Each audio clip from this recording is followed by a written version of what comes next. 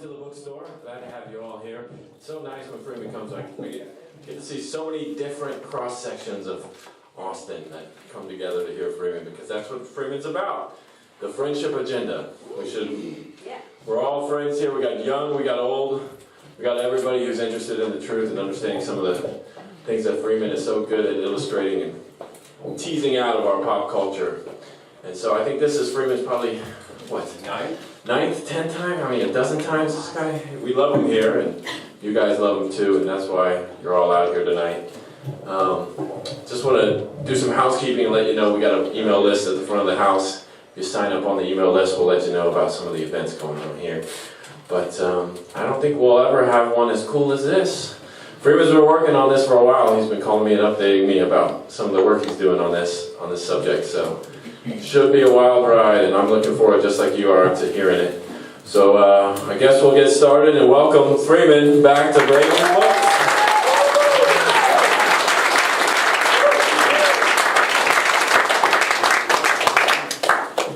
All right, well, no time for anything more than jumping right into this.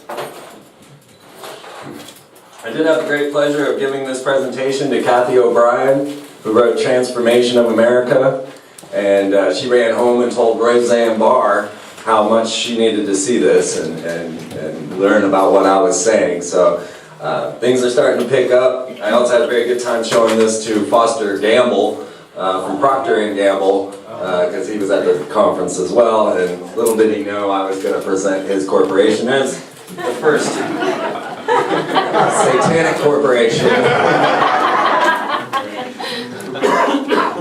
And let's just hope nothing crashes. I don't know what just happened there. Looks like a crash. Give it a minute. There it goes. I put so much work into this thing that computer is afraid of it. So let's see what happens.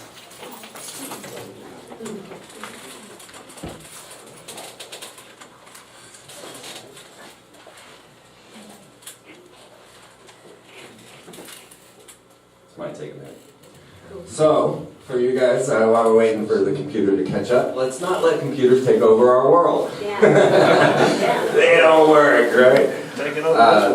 Tonight we're going to talk a bit about extraterrestrials, alternate dimensions, trauma-based mind control, and what it all means in the modern world and how this is going to start to unfold in our political structure.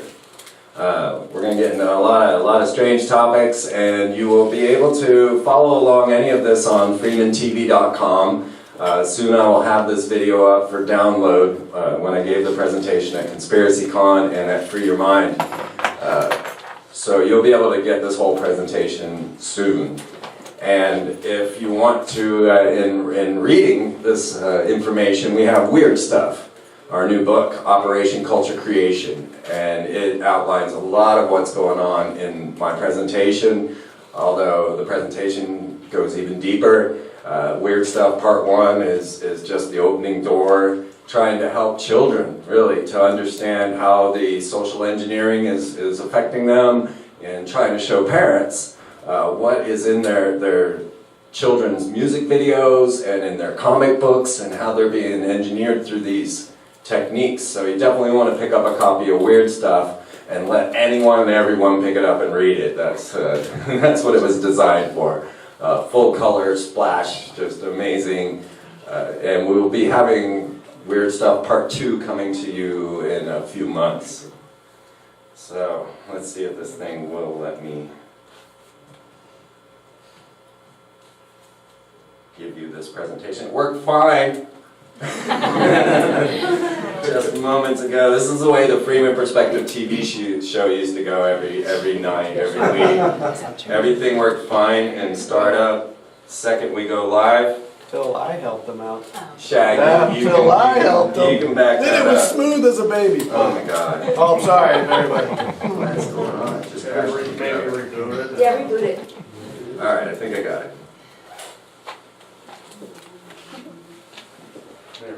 Alright. Fingers crossed. We will continue to go. Hello and welcome to this crazy presentation. I imagine that each and every one of you, when witnessing this sign in front of you, immediately hears the music playing through your heads, just dun, dun, dun, all of a sudden. And you gotta wonder how much is actually engineered and programmed into your own consciousness through simple symbols like this. And, you know, you already got the music in your head, now you're gonna see what is actually hidden inside of these logos. You see the first corporation to ever be considered a satanic corporation was actually Procter & Gamble. And this was due to the curls on the beard.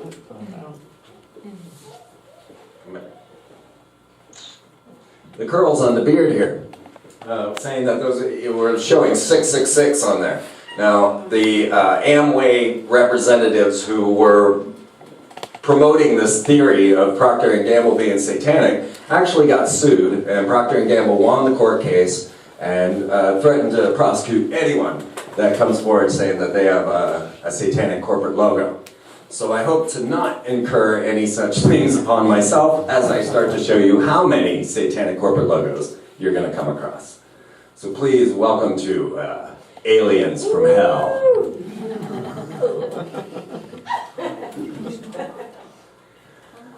And this is a talk that has gone many levels and has really just been blowing my mind, and whenever my mind's blown, I always want to come out and blow yours. So let's begin. Now, as you start to see here, there is some predictive programming going on in our science fiction stories. This is a comparison of the Obama administration coupled with the SG-1 crew. That is the Stargate SG-1 TV series. Now, this came out in 1996. So how they knew who the Obama administration was going to be all the way back then, including the fact that Obama becomes the evil nemesis known as Apophis, which of course plays in later in the story. Well, SG-1 originally aired in 1997 with the pilot episode Children of the Gods. Now, the premise of Stargate is that an ancient race of humanoid beings known as the Ancients created a device capable of near instantaneous transportation across the universe by means of a subspace wormhole. So the device, which is commonly known as the Stargate, is used by a race that uses host bodies as slaves. And they would put these things into the body, and then these people were then possessed by such a being as the Goa'uld, which Apophis is one of them. Now, there was Stanford Research Institute. Now, you might not know, maybe you do, you guys are more informed than most. Stanford Research Institute was set up to study the occult, to investigate the strange clairvoyance and out-of-body, and they also are the founders of remote viewing. So much of the remote viewing, such as what was done by Uri Geller, came forward. Now, SRI got Uri Geller. He is the famous Israeli psychic, and we'll get into him a little more. He found himself in contact with an extraterrestrial group that was known as the Nine, or the Nine extraterrestrial gods of the Egyptian pantheon. They are also known as the Ennead. And he was told that these Egyptian gods were the ones that had been here before and have returned for a cleansing of planet Earth, as they had done in the time of Atlantis. Now, science fiction is an existential metaphor that allows us to understand the human condition more. We get to see things that are coming in our future and start to analyze what's happening to our world through these things. Now, as you see, they have been laying in all of this predictive programming into the science fiction realms, and then that way the people are ready to adopt the knowledge as it comes forward into the mainstream. And you're going to see that that has a lot to do with what's going on today. So we do have a United States Space Force. We do have space battle labs. We have weaponized international or Chinese space stations out there. The X-37B, the super secret mini space shuttle, is orbiting our planet at this very moment. Along with their hypersonic technologies and telepresence robots. The United States Space Force is something to be reckoned with. Now, the curious thing was that on Stargate and SG-1, at the credits, at the end of every television show, they said, "We gratefully acknowledge the cooperation of the Department of Defense, Department of the Air Force, and U.S. Space Command." And once again, this was 1997 when this came out, and each of the Stargate members, you'll see, actually is wearing the Space Command seal. So this is something that has been going forward and forward. And of course, Barack Obama came out on the platform, "I will not weaponize space." And yet he shut down NASA, shut down the Columbia endeavor for the discovery of Atlantis, our space shuttle missions, and started to raise Elon Musk with his dragons into space. Now, my first introduction to science fiction was through Battlestar Galactica. Now, as I followed along the adventures of Apollo, Adama, and Starbuck, I began to learn the idea of spacefaring civilizations that inhabit other planets and then their culture takes over. They also taught me the idea of telepresence robots, robotic space planes, not to mention them being controlled by a robot named Lucifer, overshadowed by reptilian overlord. If you guys remember the original series of Battlestar Galactica from the early 70s or late 70s. Now, as I used to play Battlestar Galactica as a kid, I'd pretend to be the god Apollo, and I would wear my father's Masonic cufflinks on my neck as my space insignia. And it was this very thing that allowed me to realize that my dad's a Mason. My dad's into this. He's a Freemason. And not only that, my dad was chasing flying saucers for Project Blue Book. He was on the first killer submarine with Jimmy Carter. He was building nukes when I was born. So I found there was a connection within Freemasonry and our unusual world and the political structure and everything else. And it was my knowledge of Freemasonry that allowed me to predict that the next Starbuck would actually be a woman, a blonde woman at that. You see, because I began to study Freemason symbols and understand what these words were saying. Now in America, we have our goddess Columbia. Most people have no idea that there's a goddess of America, but yet here we have our capital, the District of Columbia. This is our goddess. And she is represented by these merfolk and fish people. We constantly find her connected with the merfolk of ancient Atlantis. Now, there was a bit of a problem as they tried to describe sex with the fish people, because this was a common thing that they would discuss in the ancient past. Well, the truth is, if you were to have a look at the Starbucks logo from behind, it's far racier than what people realize. Because those are not her hands up there behind her head, that is her ankles. And this is how they used to describe sex with the fish people. And she is now, of course, our main goddess there on... Limber. I didn't hear that. Limber, yes, yes. Well, you know, Cthulhu. So we realize that this is a story that goes back to ancient Atlantis, has been passed up through secret societies, and it continues in our symbolism. But does it have extraterrestrial roots? Now, our goddess Columbia, there was also the Columbia Space Shuttle. Now, the Columbia Space Shuttle in 1996 was doing an experiment to find new energy in the ionosphere of planet Earth. And they dragged a tether through the ionosphere to generate energy into it. And it actually broke off from the space shuttle, this long cord that I think was 12 miles long.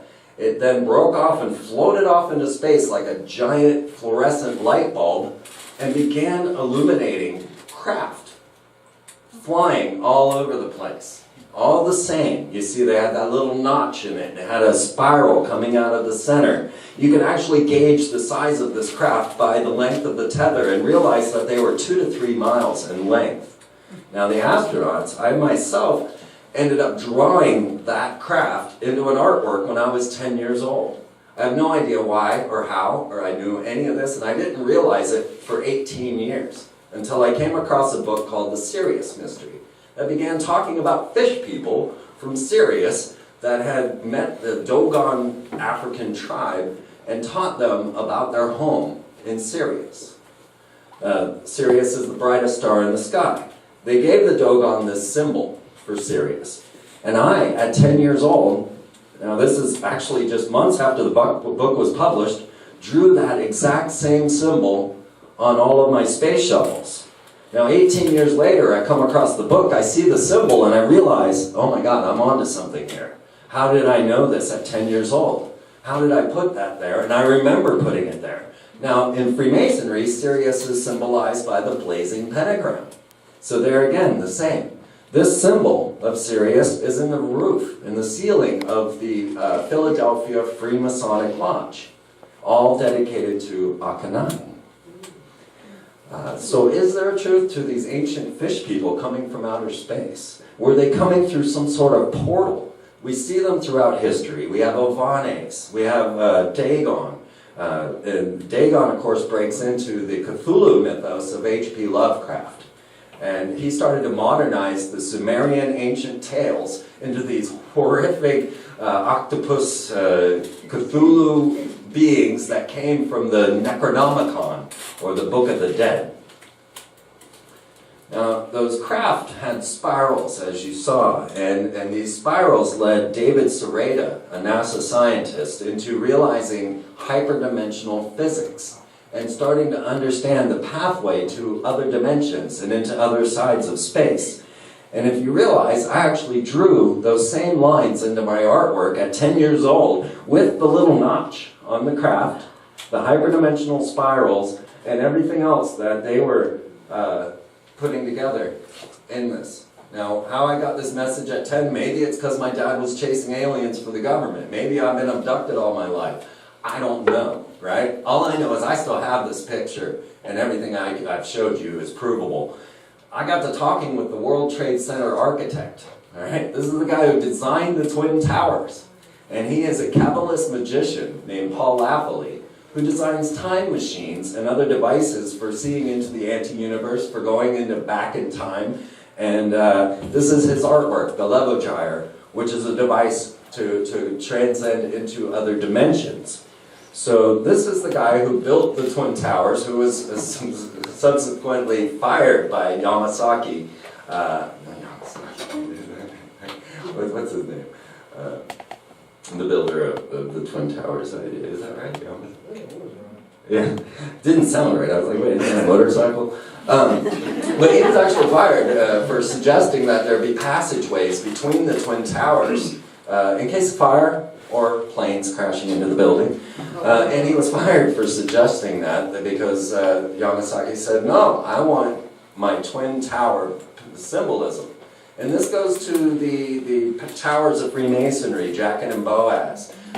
He said that he had designed them this way to represent Rockefellers, and that one building's actually 6 foot taller than the other because one Rockefeller's taller than the others. Curious stuff going on. But it goes straight back.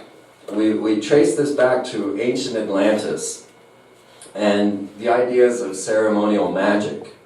Now, the works of Manly P. Hall are extensive and amazing, and he discusses Atlantis a lot. But in his book, The Secret Destiny of America, Chapter 2, Akhenaten, the man born 2,000 years too soon.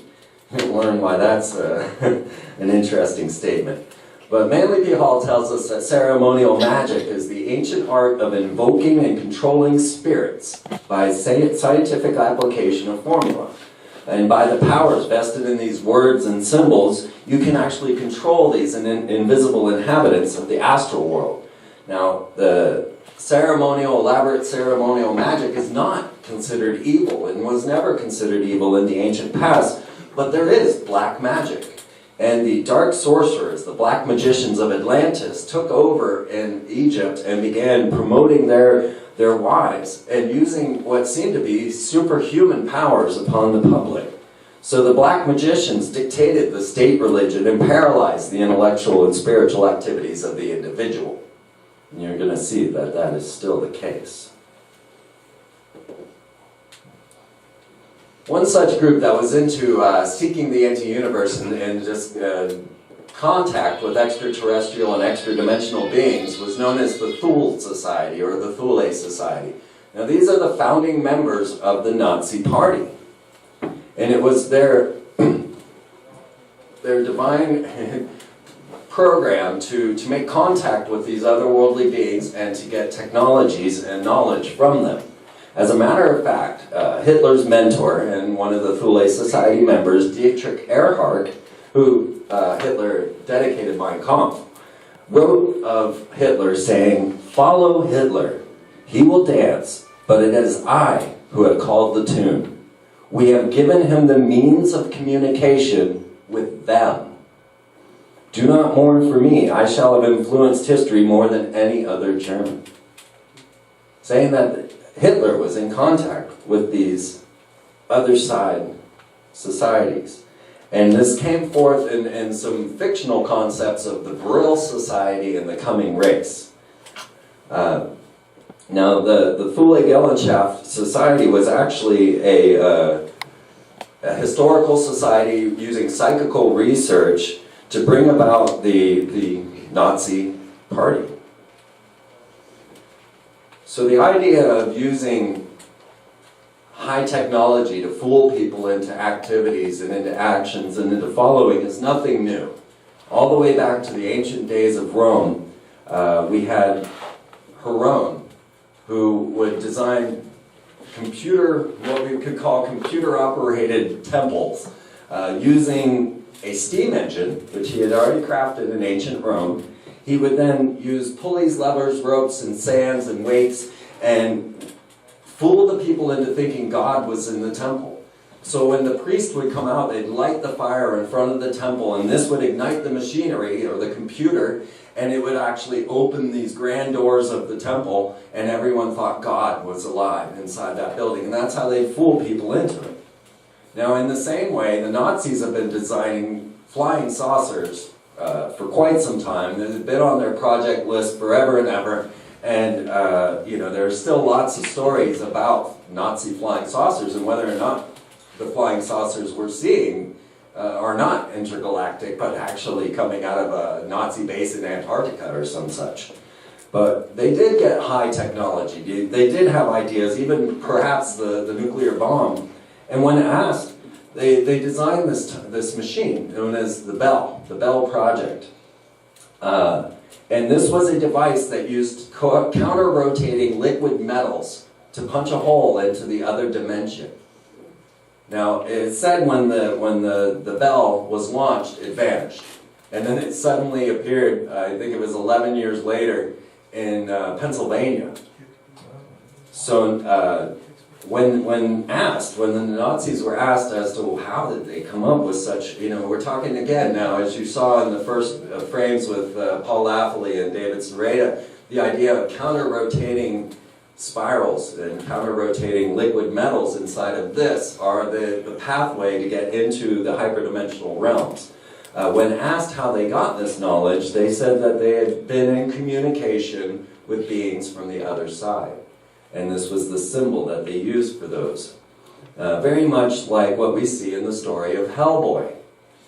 And of course Hellboy has your merfolk of Atlantis and your Scarlet Woman again.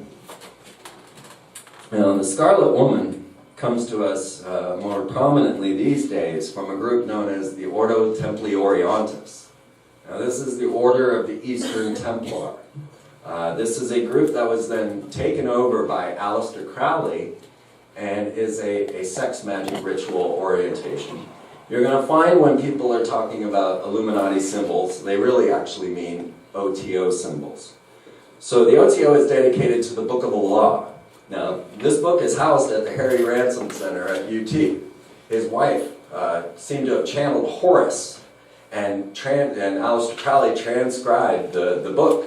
And then the entire religion, their entire belief system is sewn up in this Book of the Law.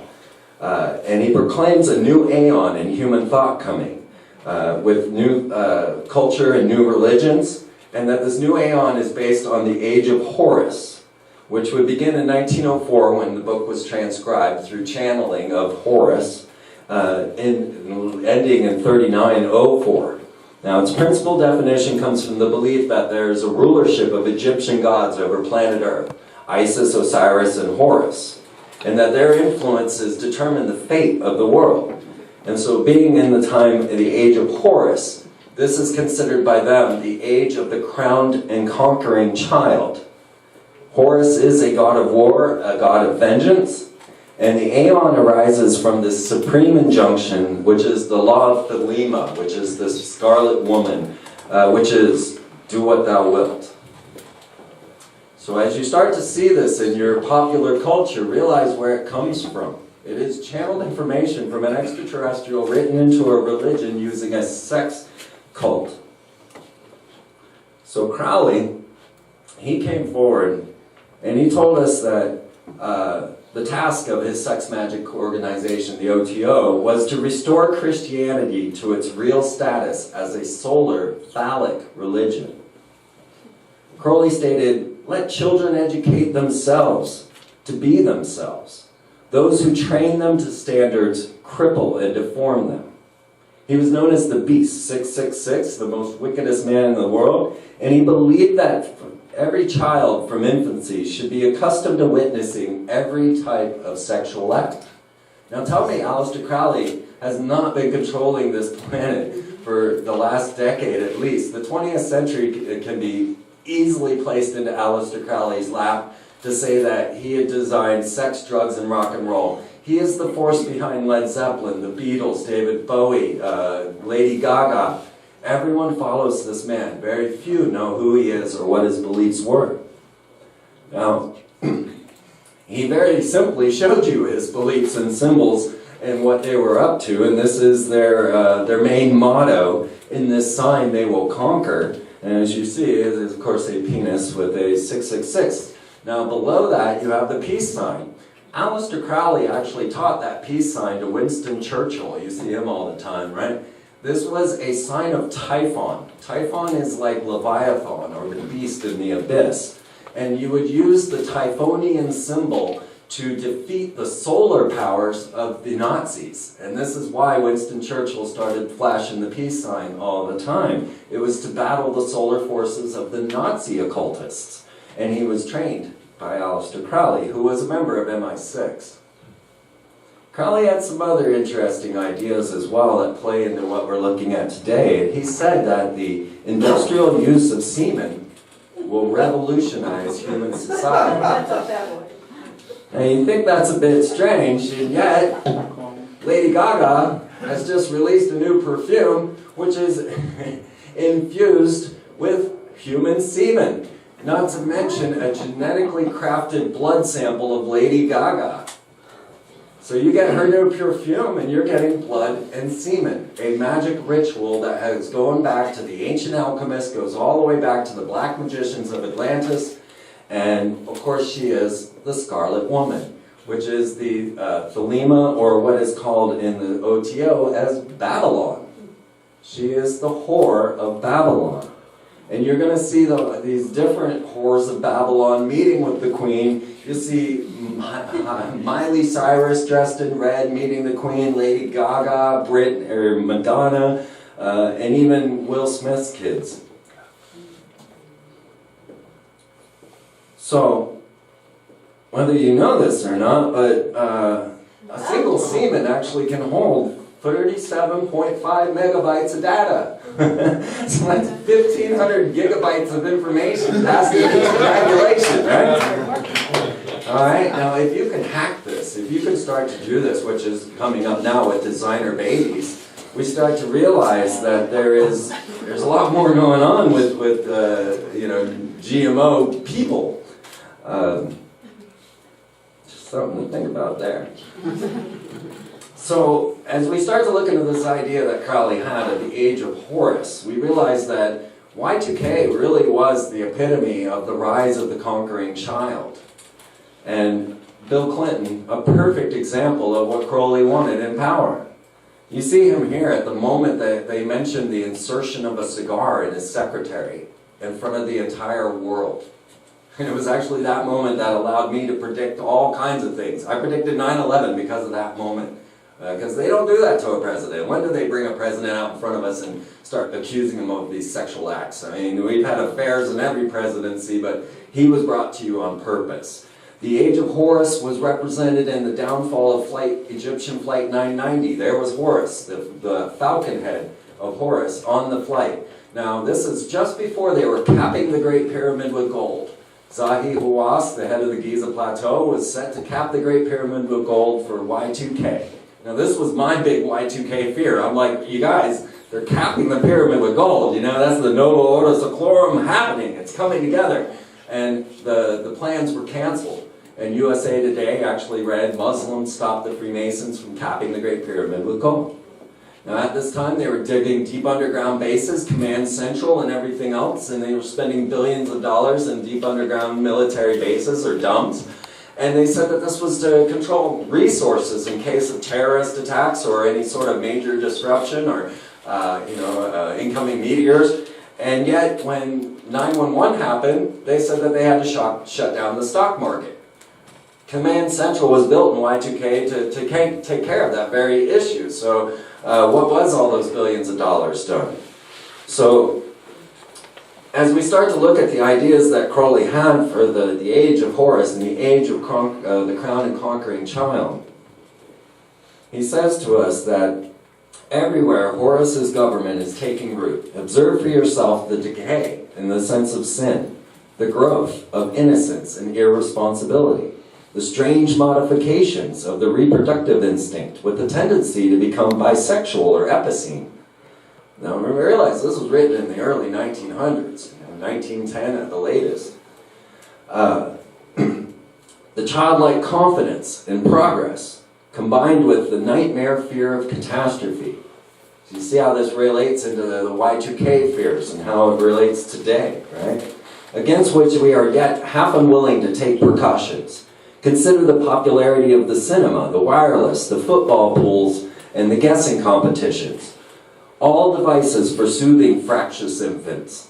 No seed of purpose in them. Consider sport, the babyish enthusiasms and rages in which it excites. Whole nations disturbed by disputes between boys. Consider war, the atrocities which occur daily and leave us unmoved and hardly worried. We are children.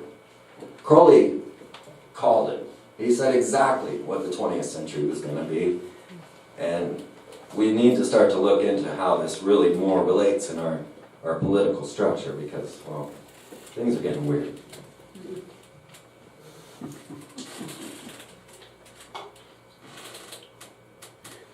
Where's my audio? Obama's gonna change it. Obama's gonna leave. We're gonna change it. Yes, we can. And rearrange it. And We're gonna change the world.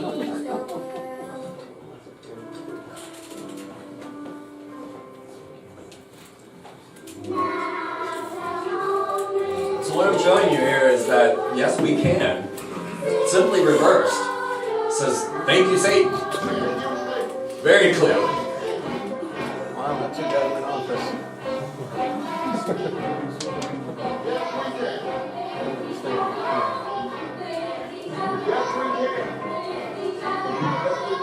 Now I'll do is flip it.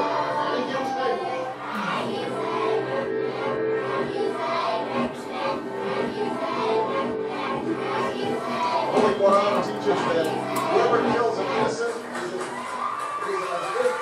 is killed all mankind.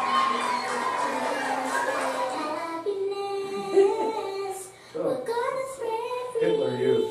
Yeah, I actually wanted to have a bunch of bombs there, but I don't have that in there. I was actually born on Krypton. We're gonna change it and rearrange it. I'm a Christian.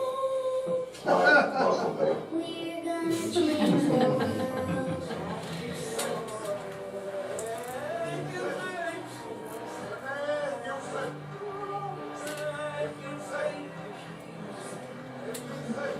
It's crazy, right? But this is just the beginning.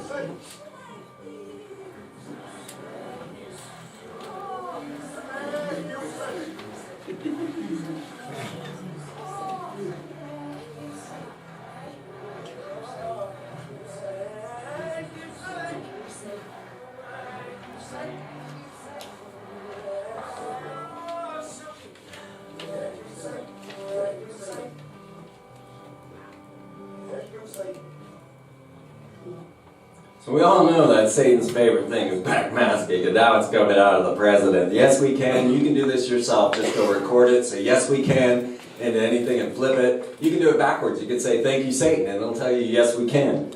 But it gets stranger than that, right? Because here's this man, Barack Obama. Is that his name? We don't know. Where's his birth certificate, right? Is it Barry Soetoro, Barry Dunham? Who is this guy, right? So, yeah. So now we got to ask the question, is Barack Obama the Antichrist? I don't know about all that, but yet it could get stranger than you think, because realize this. In the Bible it states in Luke that, and he held unto them, he said unto them, I beheld Satan fallen as lightning from heaven. So now if you were to study Hebrew, and you go up, look up the name Barak, well, guess what? Well, not as a name, but as a word, Barak means lightning, to cast forth. Obama, from the heights. Barack Obama means lightning from heaven, the very description of Satan in the Bible. Now, I don't think that's his name. So now they've got him saying, yes, we can. They got him coming out here and giving you Barack Obama and everything going back to Satan. And I'm not looking for Satan, all right? You guys, I was not looking for any of this. But this is just the facts. So as we start to look around us and we're seeing what people are calling Illuminati symbolism, and we start to go, well, who's the Illuminati? You know, I want to tell you that these are not traditionally Illuminati symbolism. Now, they told you when they show you this symbol that the Illuminati was going to take over the world. And the Pope was actually investigating the Illuminati and came out and exonerated the Knights Templar, which are the other version of the OTO, the ancient Crusaders.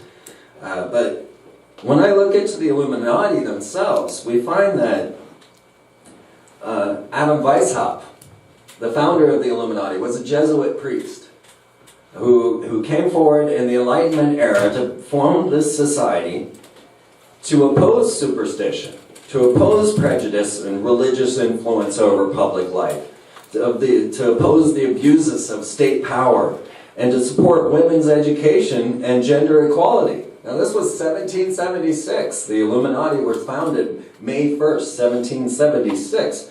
And this was what they had outlined to do. To get out from under the power of the Catholics, to get out from under the power of the Vatican, and try to bring a society of thinkers back to the surface. So I firmly believe we are misusing the term Illuminati, although it applies when you start to confuse the issue and talk about these being Illuminati symbols.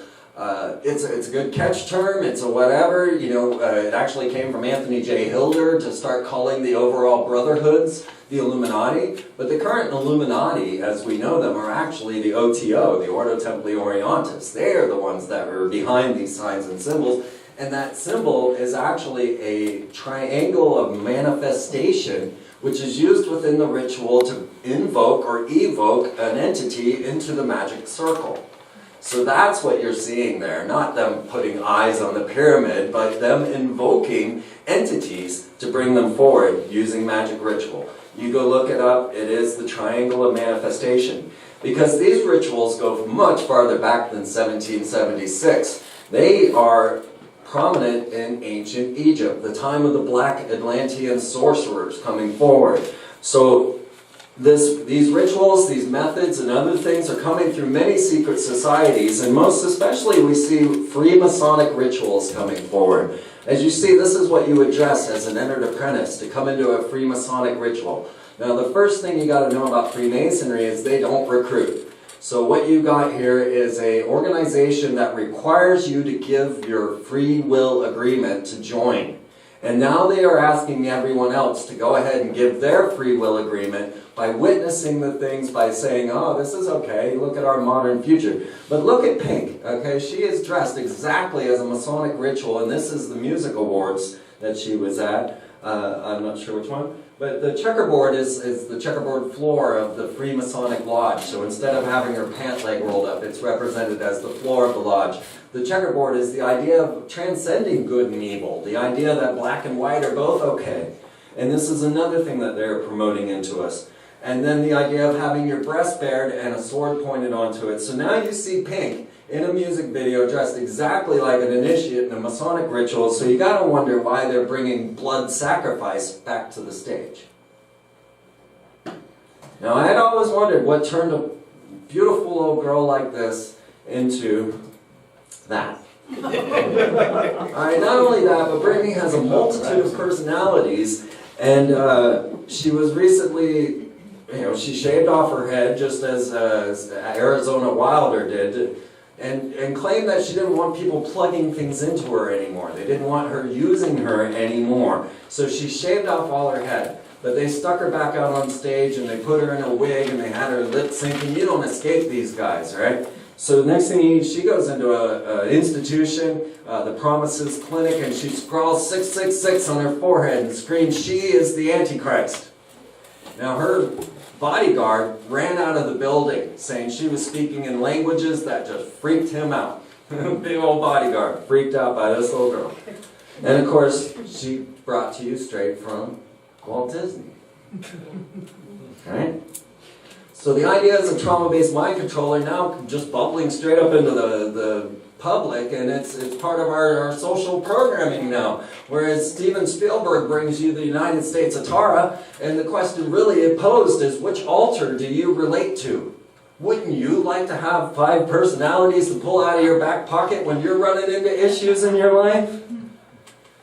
Well, Spielberg also made a special appearance at the Boston bombing. Whoa. Yeah. That was a weird one. So television is programming these dark forces within us. They are, and as you're going to see, it was engineered for that. Now, one of the strongest forces of destroying the core family, of destroying the nuclear family, was Fox. And of course, as you start to look to the definition in gematria, gematria is numerology in magic. And you'll find in English, the letter F equals 6. It's the 6th letter in the alphabet. Now, O is the 15th letter, which of course 1 and 5 equals 6. And X, the 24th letter. So Fox is bringing you death and destruction. 666, it's right there, just as Crowley called himself 666. Now you can see it in Married with Children. Or if you want to just get your taste of trauma-based mind control, watch some Glenn Beck. You think I'm kidding?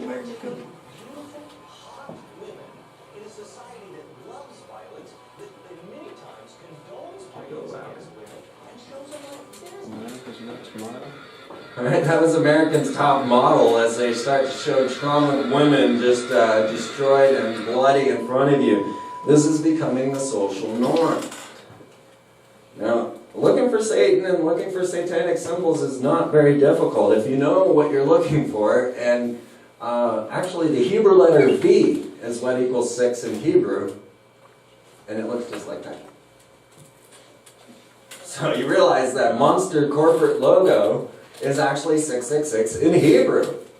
Now, if that's not good enough for you, then they've got 666 monster drinks for you. 666 energy drinks. Get some evil in you, right? They come in fantastic flavors of Lucifer lemonade and sacrificial cherry. I'm not making this up. Maybe you just want to get a little demon in you. I don't know. Now, as I say in English, X is one of the letters that equals 6. And of course, Brittany ended up on the X Factor, and what's their corporate showing you but XXX, and we're right back to the 666 again. It's being programmed at you over and over again. Even in Walt Disney's signature. Now, first of all, this is not his signature personally. They crafted this signature for Walt Disney, and you can see the 666 hidden inside of Walt Disney's name. Alright, we're going to get deep into Disney, and there's even more and weird stuff if you want to get even further into how, Disney's birth is very much like Hitler's, and the story is far stranger than you realize. Tom Hanks will be playing him shortly about Mary Poppins. Now, of course, in German it would be sex, sex, sex. Right? Now, this is how much it's being programmed into the society, as Crowley had said. He wanted to have children to witness every sexual act, right? And you're seeing this over and over again. And Disney wants to make sure that it keeps coming up into your attention. And so you've got the story, but then they subliminally throw it in there again. But if you really look at just the story of Tangled, you realize the story itself is the problem, not the sex hidden into the poster. But the story of Tangled is don't trust your mother. She's just an evil witch trying to suck your energy. Go live with the thief that lives out there, and you're actually secretly a princess, right? So realize what they're programming into your children. Be frightened of Disney, guys. They are nefarious. They are doing this intentionally, and I have no proof other than the fact that you can see it for yourself. Now, they are wrapped up in this. Disney is a military-industrial complex, and what you realize is that they use these phallic symbols in their artworks. They start almost all of their arts with either boobs or penises, and then they turn into Minnie Mouse. Alright, so they're using this in our children, and of course we had Hannah Montana, who again was a split personality. She had the lowly Miley, what was her name? Well, it wasn't it's Miley Stewart actually in the TV show. Now you guys know about the Stewart bloodline. Well, Miley Stewart is what she was in the TV show, and then of course she was the famous Hannah Montana. So what this does is program into the children the concept that there is the lowly you, and then there's the elite celebrities, right? And then you get the best of both worlds only if you're Miley Cyrus. And she finally came out with her breakout video as Miley Cyrus, and it is her as a fallen angel with black wings and saying, you can't tame this, you can't stop this, you can't control me. And that's what they're teaching into the children. And that is what would turn a cute little girl like that into something like this. So are all these people hypnotized, or what's going on? I mean, this comes through generational programming, and so you'll find that this comes from family down the line. So old Billy Ray Cyrus, yeah, you know. It's like like Obama. I mean, we'll get to him. I have a roommate that just told Obama, and I tell him all the different things he's already done, and Obama can do no wrong in his eyes. It's like he's hypnotized or something. I don't get it. Yeah, that goes back to NLP. That goes back to what everybody was programmed to believe. Morgan Freeman set the stage in the predictive programming of what Obama would be, and you know they can't help it. You know, they've been conditioned for decades. And as I showed you, 1997, they're showing it on Stargate. We got these things in our brain, right? And so then when we see them up in reality, we don't even know where those thoughts came from. Just like when I showed you the 20th Century 666 and you hear the music. The same applies here. Now, tell me what you think about this. Disney's TV show, Jessie, did a show on the death of a mermaid, and suddenly they pull out this concept that with every imaginary death comes a reptilian birth. Alright, this is a screenshot from the TV series from Walt Disney called Jessie. It's on still today. And this really struck home to me. Because how many imaginary deaths have they shown us? How many reptiles have we been given birth to? I don't know. But that was some weird stuff for Disney to put out on this. But they don't stay there, you know, because as I say, Aleister Crowley's religion is a solar phallic religion. So a golden penis would be exactly what they were going to put on the Little Mermaid, right? You see that? Yes. Now they try to pretend, oh, well, you know, Disney's staff is 90% homosexual, and, you know, just some flamboyant homosexual decided to put that in the artwork, right? Roger Rabbit without her, Jessica Rabbit without her panties on? Yeah, it goes on and on. But the real thing in it is actually the story, you know? The storyline is what you need to be looking at, because here's the Little Mermaid selling off her only talent to the Black Witch in order to get together with some guy that could care less about her. Right? But as we start to look at this story, her father, Triton, is actually based upon the ancient Roman god known as Odin, or Nodens. Now Nodens plays into this pretty heavily in that actually the Lord of the Rings was based on Nodens. J.R.R. Tolkien was very much into studying this god Nodens, and he would actually visit the Roman temple many times and was working on the etymology of Nodens. And a ring that was found in England is believed to be what inspired the concept for the Lord of the Rings. You know, one ruled with one wing to rule them all. So notice, who is this guy, right? Well, as I dug deeper into the occult realms of the OTO and started to study people like Kenneth Grant, who were followers of Aleister Crowley, who picked up the mantle of leader of the OTO, they showed me very clearly that Nodens is very important to these people. Because the heart of the sigil, the sigil is a magical symbol, much like what you're seeing here. The heart of the sigil of Nodens is identical with the mark of the beast. And that symbol is an O with an X. That is the mark of the beast, according to the occultists. According to the dark magicians, the black sorcerers, that is the mark of the beast. They use that as O's. Very simple. Now, this symbol of the O and the X is actually the epicene idea, the bisexual type idea. It is the feminine circle with the masculine X, and it is the unification of these two concepts to bring about a third concept, which is what they are really after, is this bi-human. But at the same time, this is a symbol that goes to the abyss. As I told you about the order of Typhon, which we're going to discuss more. Typhon is this lord of the abyss. And he plays heavily into this story as well. Now, Typhon is a bizarre god that is connected with like Leviathan or with the great serpents of the beast, of the abyss, and the beast. So this is where you get this concept of the beast. Now Crowley, he was into channeling these type of entities, trying to find ways to make communications with them, and he contacted a being known as Lam. And Lam was exactly what we describe today as a gray. So he said that he was in communication with these beings and that they were giving him this knowledge, and that's where it was coming from. Now the Typhonian order of the OTO, the Ordo Templi Orientis, is solely concerned with the transmission and communication from outer space with the purpose of opening gateways. They are doing ritual magic, sexual ritual magic, in order to open portals for these entities to arrive. But these guys are not lowlives. They're not behind the times. They are the ones that are at the height of our technology. It was the Nazis that came over and gave us rocketry. It was these OTO members and the high up in these type of secret societies, the magical practitioners that are bringing us technology. I'll prove that to you.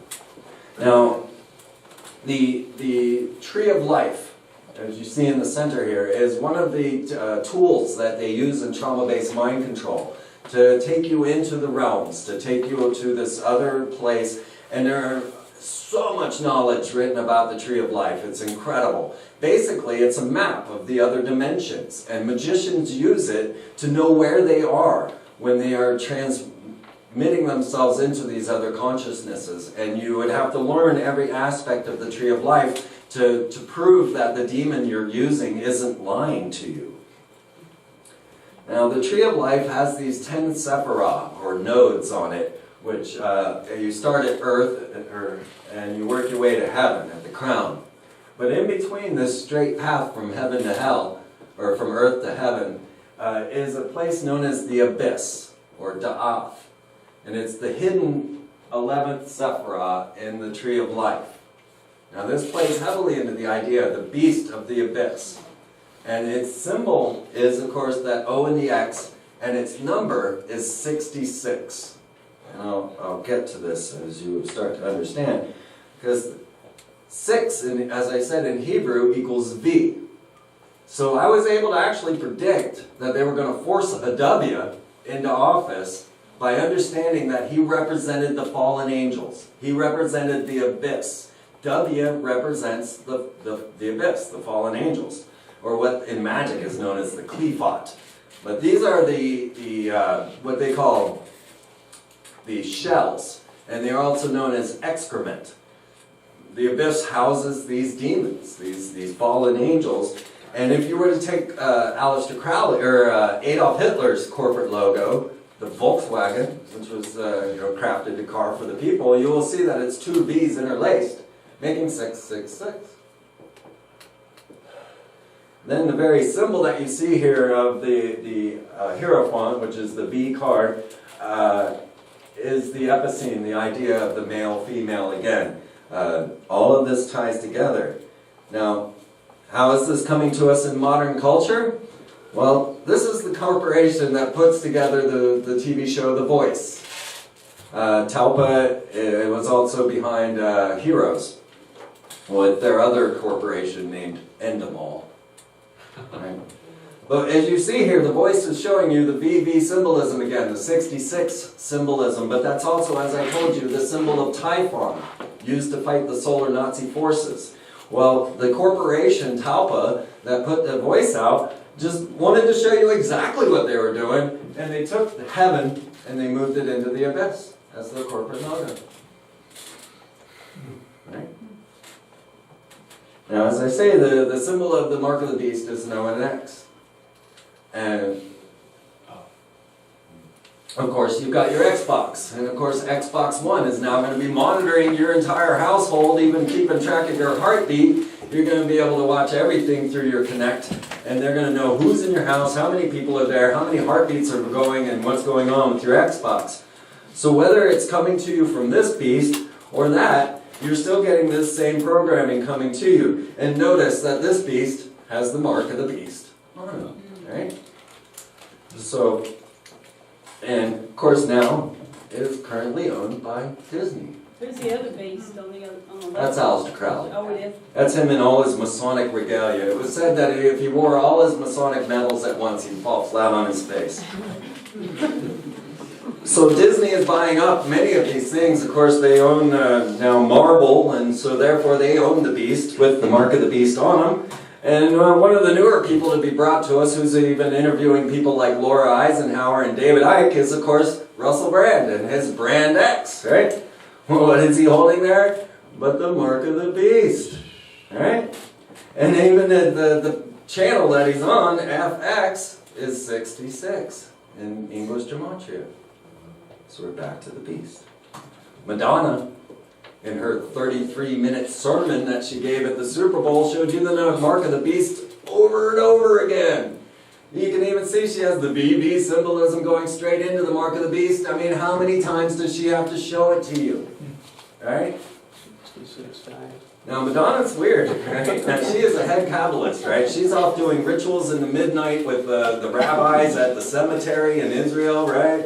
I don't know if you know these stories about Madonna, but she's also changed her name to be more Kabbalistic. Now, in Hebrew, there are no vowels except for A. So O and B are actually are non-existent, or O, U, and E.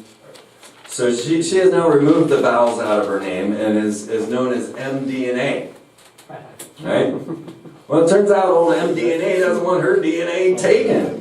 Now, what does this lady know? Because the Queen of Pop is so concerned with leaving her DNA behind that she has hired a full-time DNA sterilization team to follow her at every concert that she goes to and clean up any bits of DNA that might be left behind. Wow. What does she know that we don't? The Clone Wars. Was it human cloning she's concerned about? The Clone Wars was actually heralded as the best political commentary of our time. Now, curiously enough, old Anakin Skywalker, who's turning people to the dark side, just before, or just as he was out and slaughtered all the children of the Jedi in the movie, I don't know if you guys watch what your kids watch, but Order 66. Came upon Operation Nightfall is what they called it in the comic book, and Order 66 was a command for the clone warriors to kill everyone, to kill all the good guys. So the moment the Emperor says, "Execute Order 66," Anakin slaughtering all the children in the Jedi school, and the clone warriors are all killing the rest of the Jedi. And of course, it is currently owned by Disney.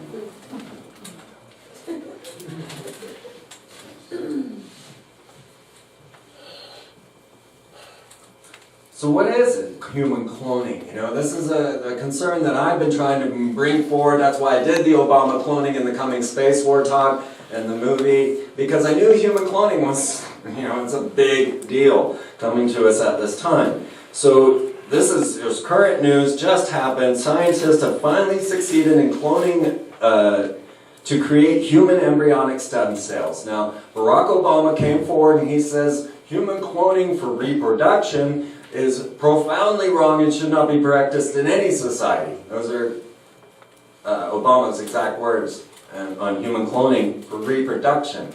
But human cloning for experimentation? Yeah, his lawyer East just let that one slip right by. And he funded, government funding now for all of these embryonic stem cell research is leading straight to creating baby clones. How far have we come? How much weirder could it get? Sheep are getting a makeover. Recently, Uruguay's Institute of Animal Reproduction unveiled the world's first glow-in-the-dark sheep with the help of genetic modification. Utilizing the gene from a jellyfish, the scientists were able to create a green fluorescent protein, which is how the sheep essentially glow. The fluorescent project was part of an experiment at the Institute, and 9 sheep were born there in October of last year. Glow-in-the-dark sheep. According to the researchers, the animals developed normally, and there was no behavioral or physical changes. Although they found it difficult to sleep at night. Now you'll notice that was in Uruguay, all right? The Bushes have now bought land in Paraguay, which just happens to be right near where Joseph Mengele used to visit. Now he says to us, this Nazi, Joseph Mengele, who is known as the Doctor of Death, Angel of Death, he says the more we do to you, the less you seem to believe we're doing it. Right? Now remember, this is the Nazis, this is stepping back in time, right? Well,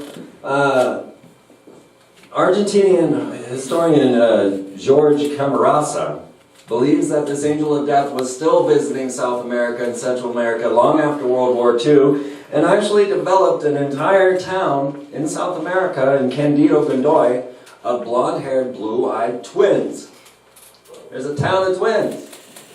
And this is not very far from where George Bush and H.W. Bush have bought land down in Paraguay. Now, just like when the Nazis came to the Nuremberg trials, everybody pushing for the American Nuremberg trials needs to realize that these people are already set. They get to go down to South America, Central America. You're the ones that suffer from such a thing. They want you to bring this forward. They want you to be angry and to do all the fighting that you can. And they're already ready. They got their ranch. They're ready to go. You can believe they're not going to pay the price, just as the Nazis didn't pay the price. They came straight over here and started working for Walt Disney. I'll show you that in a minute. Now realize this. This is how strange things get, right? This was 1985 when the New York Times and Nature magazine announced we can clone genetically cloned mummies. All right? This is a strange phenomenon of mummification. You see, we've tried mummification. We mummified Lenin. The Russians. We in the current time. Lenin, Stalin, and they're both rotting. There's a secret to mummification that the Egyptians had that we don't understand. And this very mummification saves a viable cell for cloning. So these pharaohs could return. And the pharaohs themselves were mummified for the very fact that they could be brought back 3,000 years in the future. You can go check out pharaonic history and see that this is the case. Well, the god who was in charge of mummification was known as Anubis. And just as Barack Obama came into power, Anubis started showing up all over the world. He was being followed around and finally laid to rest at the Denver International Airport. And at each one of these locations, they were showing all the art and artwork of Akhenaten and Queen T. Now, the man who was in charge of most of this is known as Zahi Hawass. Now, this is him announcing in 1996, again, that was a very important year to them, I'm still working out why, that he had found the tomb of Osiris. And that's the supposed father of Horus. This is a god that he's saying he found the tomb of. Now, this tomb was deep, 750 meters into the earth. How did they build it in ancient Egypt? They don't know. But now he's announcing that he had found the tomb of Osiris. Now Zahi is the one that was to cap the Great Pyramid with gold. He was the one in charge of that whole celebration of Y2K. And he actually brought Maury Povich with him down into this to show, and Maury Povich freaked out and didn't finish the show. It's a pretty interesting. I still have it on VHS, and maybe someday I'll get it all out again. It was on Fox too. They showed it live. Yeah, of course, all right. So this is how strange it's all been already, all this time. You know, this is a long time ago. So Hawass was finally accused of corruption. He was charging sexual favors and money for archaeological digs, and just recently was fired and subsequently charged with a prison term, which they of course lifted before he left. And he was actually run out of Egypt by these angry protesters telling him and his hat to go away. He was known as the Indiana Jones of Egypt, and he really had a lot to do, because actually Zahi was trying to get the genetics of Akhenaten to the public, but the association, I'm skipping ahead, he had been trying to get these. Okay, let me get to that. First of all, Hawass. Who is this guy, right? He claims that the Egyptians used slaves to build the pyramid, that there's no such thing as extraterrestrials, that there's no ancient civilizations like Atlantis. Well, Zahi Hawass was put through the University of Pennsylvania by the Association of Research and Enlightenment, which is Edgar Cayce's group. He's a psychic who used to channel Atlanteans. He would channel your life history into Atlantis. Edgar Cayce's group then formed around his research on Atlantis and formed the Association of Research and Enlightenment, and these are the very people that paid for Zahi Hawass to go through his archaeological degree. He still says there is no such thing, and yet he continually gives presentations at the ARE in Virginia. Now, the Egyptian Supreme Councils of Antiquities would not allow the genetic examination of mummies until they could build their own DNA lab under the Cairo Museum. And so Zahi was behind all of that, and he managed to get this all together and his own DNA lab under the Cairo Museum, and began immediately to find out who was King Tut's daddy. Now, there is a huge mystery about this, because the KV-55 mummy was found, and no one could prove whether or not it was Akhenaten. Now, for 100+ years, this has been a debate. And then suddenly, out of the blue, Akhenaten, or Zahi Hawass comes forward and says, "Oh, I have Akhenaten's DNA." I'm like, really? Now, this upset the archaeological world, because they've been held in the dark for over 100 years. The KV-55 mummy mystery has been going and going and going, and all of a sudden he just acts like it's common knowledge. Oh yeah, here it is. And you can watch that on the Discovery Channel. And you'll notice when he shows you the DNA, it says KV-55, which is Akhenaten's DNA. Well, they didn't just find Akhenaten's DNA. They found Queen T's DNA. They found Merita Ten, his daughter, and his other daughter, Aksunamon. Did they bring them back? Now, if you remember, I told you in The Secret Destiny of America, Manly P. Hall said Akhenaten, the first Democrat, the man born 2,000 years too soon. And as I say, the pharaohs believed that they would come back after being mummified for 3,000 years. Well, Akhenaten's just about 3,500 years old.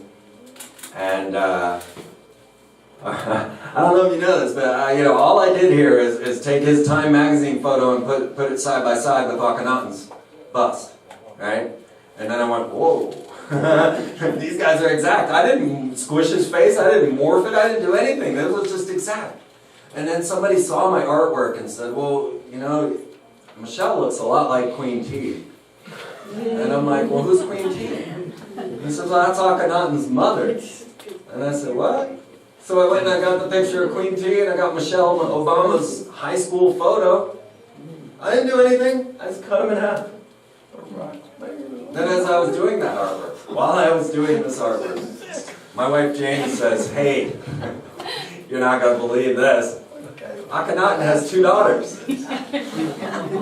No way. No way. The first one I pulled up was Merita Ten. She was Sasha to a T. I mean, I didn't even know. You did what? And then, of course, trying to find a shot of Malaya where she's not got that big a smile on her face was hard. So, they're identical. Exact. There's no statistical way this is possible other than cloning. Other than bringing back Akhenaten from the past. But would he be Akhenaten? No. This is a clone of Akhenaten. He has Barack Obama in him, right? He is not Akhenaten from the ancient past. The Akhenaten of the ancient past was worshipped wholly by the Freemasons and by the Rosicrucian Society. Akhenaten and Nefertiti are blazoned all over the Rosicrucian temple and are considered as some of the original ancient astronauts, you know, because Akhenaten was strange. He brought monotheism to the world. Carl Jung thought he was Moses, right? There have been others. When you start to look at Akhenaten, you really find that this man was hugely influential on the world, and perhaps was Moses, and perhaps was the creator of, well, he was the creator of monotheism. Whether or not he was the creator of Yahweh is still in question, whether he is actually Moses. But this is how important that man is. And then, of course, we have some thoughts, and I haven't worked on the artwork yet, that perhaps his wife, Nefertiti, is Beyonce. And you remember, she came out at the inauguration singing, "At last my love has come," right? And old Emma was all pissed off, or Edda was, you know, because she was singing her song and she didn't get to sing it. And, well, you know, if she's the wife of this, of Akhenaten, of course she's going to be out there singing to Obama, "At last my love has come," right? Well, then we get her little baby, Blue Ivy, right? Beyonce's baby. And we got the whole baby bump scenario where she seems to be faking her pregnancy. Well, you look into the Beyonce baby bump, and you'll realize that she seemed to have been faking a pregnancy. And this is what you would do if you were going to raise a clone. Well, it turns out that this baby is actually related to the royal family, and they're now talking about how Blue Ivy is related to the prince and princess. And, of course, you know, they're like the queen's great-great-great-great-great-great-great-great-grandmother, right? That's how this goes. I'm not. Now, Michael Jackson was another that was heavily into this kind of stuff. And in his music video, Remember the Time, he came as a black sorcerer before Eddie Murphy, who was actually portraying Akhenaten. And he shows you the magnets, right? Because magnets have always been a part of this magical aspects. And he's performing for Akhenaten. Now, Michael Jackson was into all of these ideas, and the idea of transmitting himself through into another dimension, through mind transfer technologies into another body or a robot. He actually met up with the psychic Uri Geller. He is the one, you know, the golden child again, as we're seeing this idea. Now, Michael Jackson, I'll wait for the video to catch up with me. You can see how prominent this has been in our society. He met up with Uri Geller, and Uri Geller is the psychic who was channeling the 9 extraterrestrial Egyptian gods for the Stanford Research Institute, and for many of the elite. They would meet together for these channelings. Even Gene Roddenberry of Star Trek would sit in on these channelings with Uri Geller and get ideas for Star Trek. So they met together and they decided, well, let's start looking into the human immortality. And they went and they met with this guy, Ra-El. Now, of course, Ra is Lord in Egypt and El is Lord in Hebrew. So Ra-El claims to have met Yahweh on a flying saucer where he was shown the symbol, a Star of David interwoven with a swastika, and he was told to build an embassy for the Elohim's return in Israel, which is going to have that symbol on it. Right? With a flying saucer swimming pool. Well, Michael Jackson and Uri Geller met up with Ra-El because Ra-El is a founder of CloneAid and claims to have cloned dozens of people already. They were speaking before Congress on human cloning. Here he is in his big white puffy spacesuit talking about how human cloning is inevitable. And then, you know, of course, no one's going to believe him. He's in a big white puffy spacesuit. Well, here comes Michael, and in this with his children, who he kept masked all the time until his funeral. And he meets up, again, in the documentary, goes out and he buys King Tut's golden sarcophagus. And when asked if he was going to be buried in this, Michael Jackson said, "No, I'm going to live forever." Because he was already looking into mind transfer technology to put himself into a robot named E-Rock. And then he went with aliens to see if he could get himself a clone. If you notice, his kids are not black. His kids are completely genetically crafted. As a matter of fact, Blanket, the littlest one, has never, we don't know who his parents are. Well, a month after Michael Jackson died, everybody suddenly noticed this bust in the Chicago Museum. Did he time travel? This was found in the period of Akhenaten. So I'm asking, did they open a portal to Akhenaten's time? You see, we've got technologies that are going on around us that many don't realize of what's happening here. And they are performing these things right in front of us, like the Norway Spiral. Now, the Norway Spiral, as far as I'm concerned, was a rocket launched out of a submarine, a Russian submarine, that emitted a aluminum oxide cloud. Now, the reason you know it's aluminum oxide is because it's blue, and aluminum oxide is the base element of sapphires. So they released a sapphire cloud and then pulsed it with the HARP in Norway, which is known as ISCAT. And that's the European Incoherent Scatter Scientific Association, which is used to study the interaction between the sun and the magnetosphere and the ionosphere. Very much what HARP was doing as well. But it has capabilities beyond that. Because ISCAT was actually used to send a Doritos commercial to Ursa Major. Alright? That Doritos commercial was sent to Ursa Major in 2008 using the ISCAT antenna array. So what we're talking about is the ability to transmit information on a radio frequency wave and send it to another planet, another star. Fox went one more step with this situation, and they released The Day the Earth Stood Still. Now this came out in 12/12/08, and it was then shipped off to Alpha Centauri. They simulcast this movie, The Day the Earth Stood Still, which is all about how horrible humans are and should just be destroyed by some extraterrestrial race because we are just warring evil beings. And they decided this would be a great movie. Let's send this to the closest inhabited galaxy to us. And they used the Deep Space Communication Network, which is at Cape Canaveral, to simulcast this movie to Alpha Centauri. Now, the thing is, it takes 4 years for this information to get from Earth to Alpha Centauri. So the Alpha Centaurians got to watch The Day the Earth Stood Still, December 21st, 2012.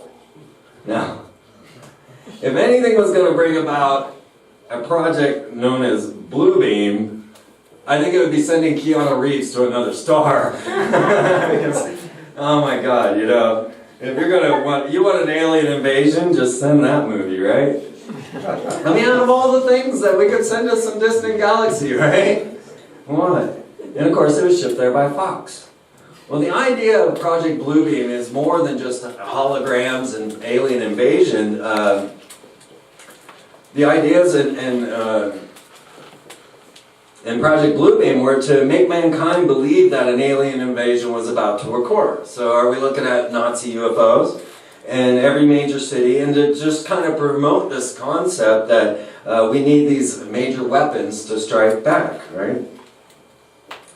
Now beyond that, Project Bluebeam was said to make Christians believe that the rapture was going to happen, that there was there was going to be a divine intervention by extraterrestrials to come and save us from these merciless demons. Now these are straight from Serge Manost, who outlined the Bluebeam project. So many people had caught on to the idea of Bluebeam being a false alien invasion, but they didn't realize really what Serge Manost was really trying to tell them, which was the most important thing, that a mixture of electronic and supernatural forces would be used. That the waves will be used to allow supernatural forces to travel through fiber optics, through your Google Fiber, through your HD TVs, even through your toaster or your refrigerator that's hooked up, and transmit demonic entities into you using these technologies. So is TV transmitting demons into your soul? Well, I would say yes, it is. It actually has it has an effect on us. Even if we're not talking about literal demons, it is putting mental demons, memes into your mind that are socially engineering us. But, the first television was actually brought to you by the Nazis. They were there to make them available to everyone, a TV in every home, Telefunken. Now, Telefunken is still AEG, who is still in full control of much of our media. And Telefunken actually created the very first computer, and were the first to discover FM radio waves. But the first television itself was actually designed by an esoteric order known as the Golden Dawn. And the idea was to use the Crookes tube, or what we now call the cathode ray tube, to send messages to the other side. And Sir William Crookes was a member of the Golden Dawn and a dedicated and president of the Psychical Research, Society for Psychical Research. And he believed that the spirits of the aether would be able to move things in the realms of the cathode ray tube in tiny particles. And he used the Maltese cross as the first televised transmitted image, right there. And that, of course, is the very symbol you're going to see on the Thule Society, on the Nazis, on the Knights Templar, and the Knights of Malta. So what are they using this, and what is being programmed? You will understand the ramifications of wanting to be abducted, but want to be poisoned. You understand how this is bad for children. Enter a desolate world, one that they have already described and dressed you in your filter of reality we call fashion. Close in on a robot with the only living light in the entire post-apocalyptic world, and it opens to Kanye West in an eyeball. Kanye West is the Mozart of America. He has a dirty mind. He's got filthy ways. He's trying to bathe his ape in our Milky Way. What does he mean by this? What's the deeper meaning of Katy Perry's E.T.? Step into the fantasy. He's an alien, a big-headed alien.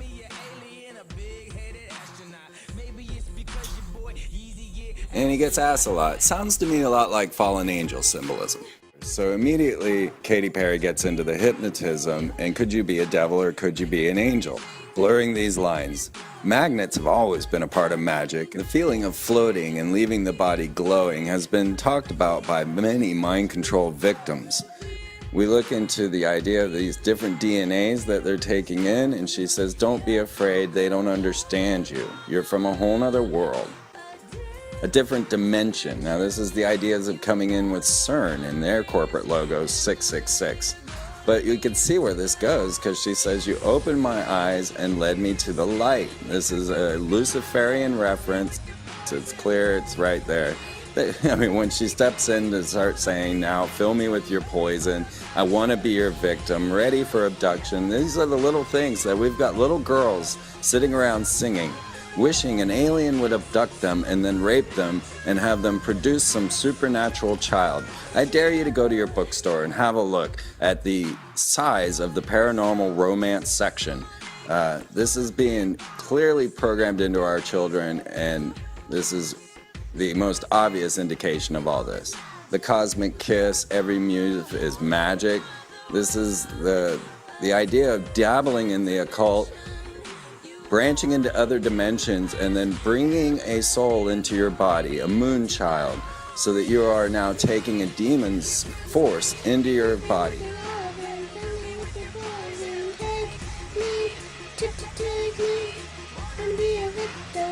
Take me, she says, want to be your victim, ready for abduction. So again and again, I tell you, how many times is this going to go through our children's minds? The globalists don't believe in Satanism.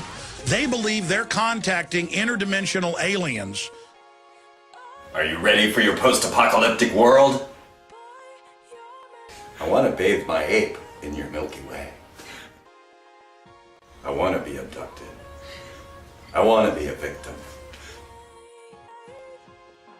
I got a dirty mind. I got my filthy ways.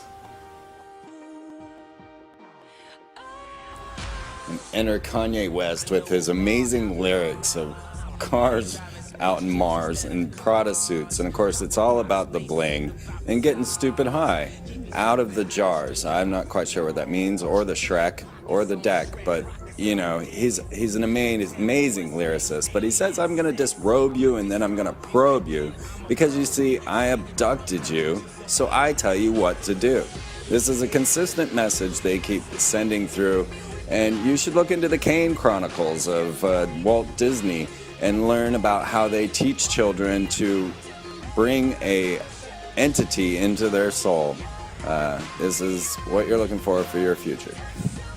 The mind pattern program intended for most of these videos, including Lady Gaga, Beyonce, and others, is the blurring of good versus evil, to make it so that one is the same as the other. Oh my God, we're screwed. We are in so much trouble, ladies and gentlemen. We've got a bunch of lunatic elites thinking they're talking to little gray men who are telling them how to get eternal life. Does that sound like a good idea to you? Predator or prey? You call that a choice? You didn't know Alex talked about that stuff, did you? So that's when he gets in conversations with me. That's too much, right? I mean, that little girl.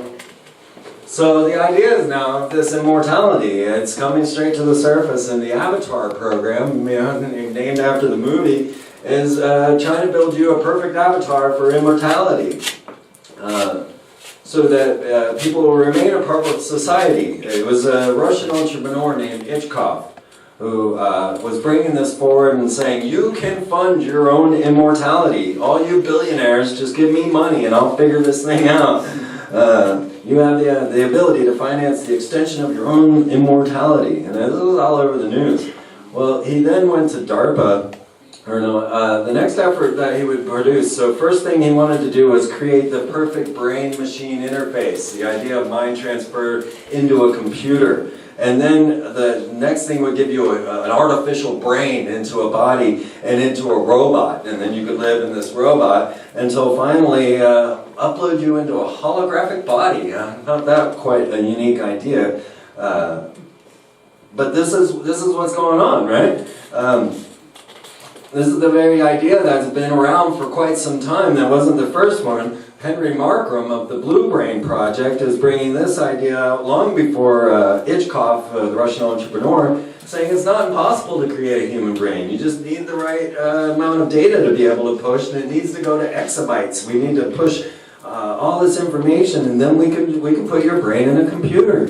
And so he's using what's known as a blue gene supercomputer, using neuron technologies that will then eventually be able to hold your mind into this computer.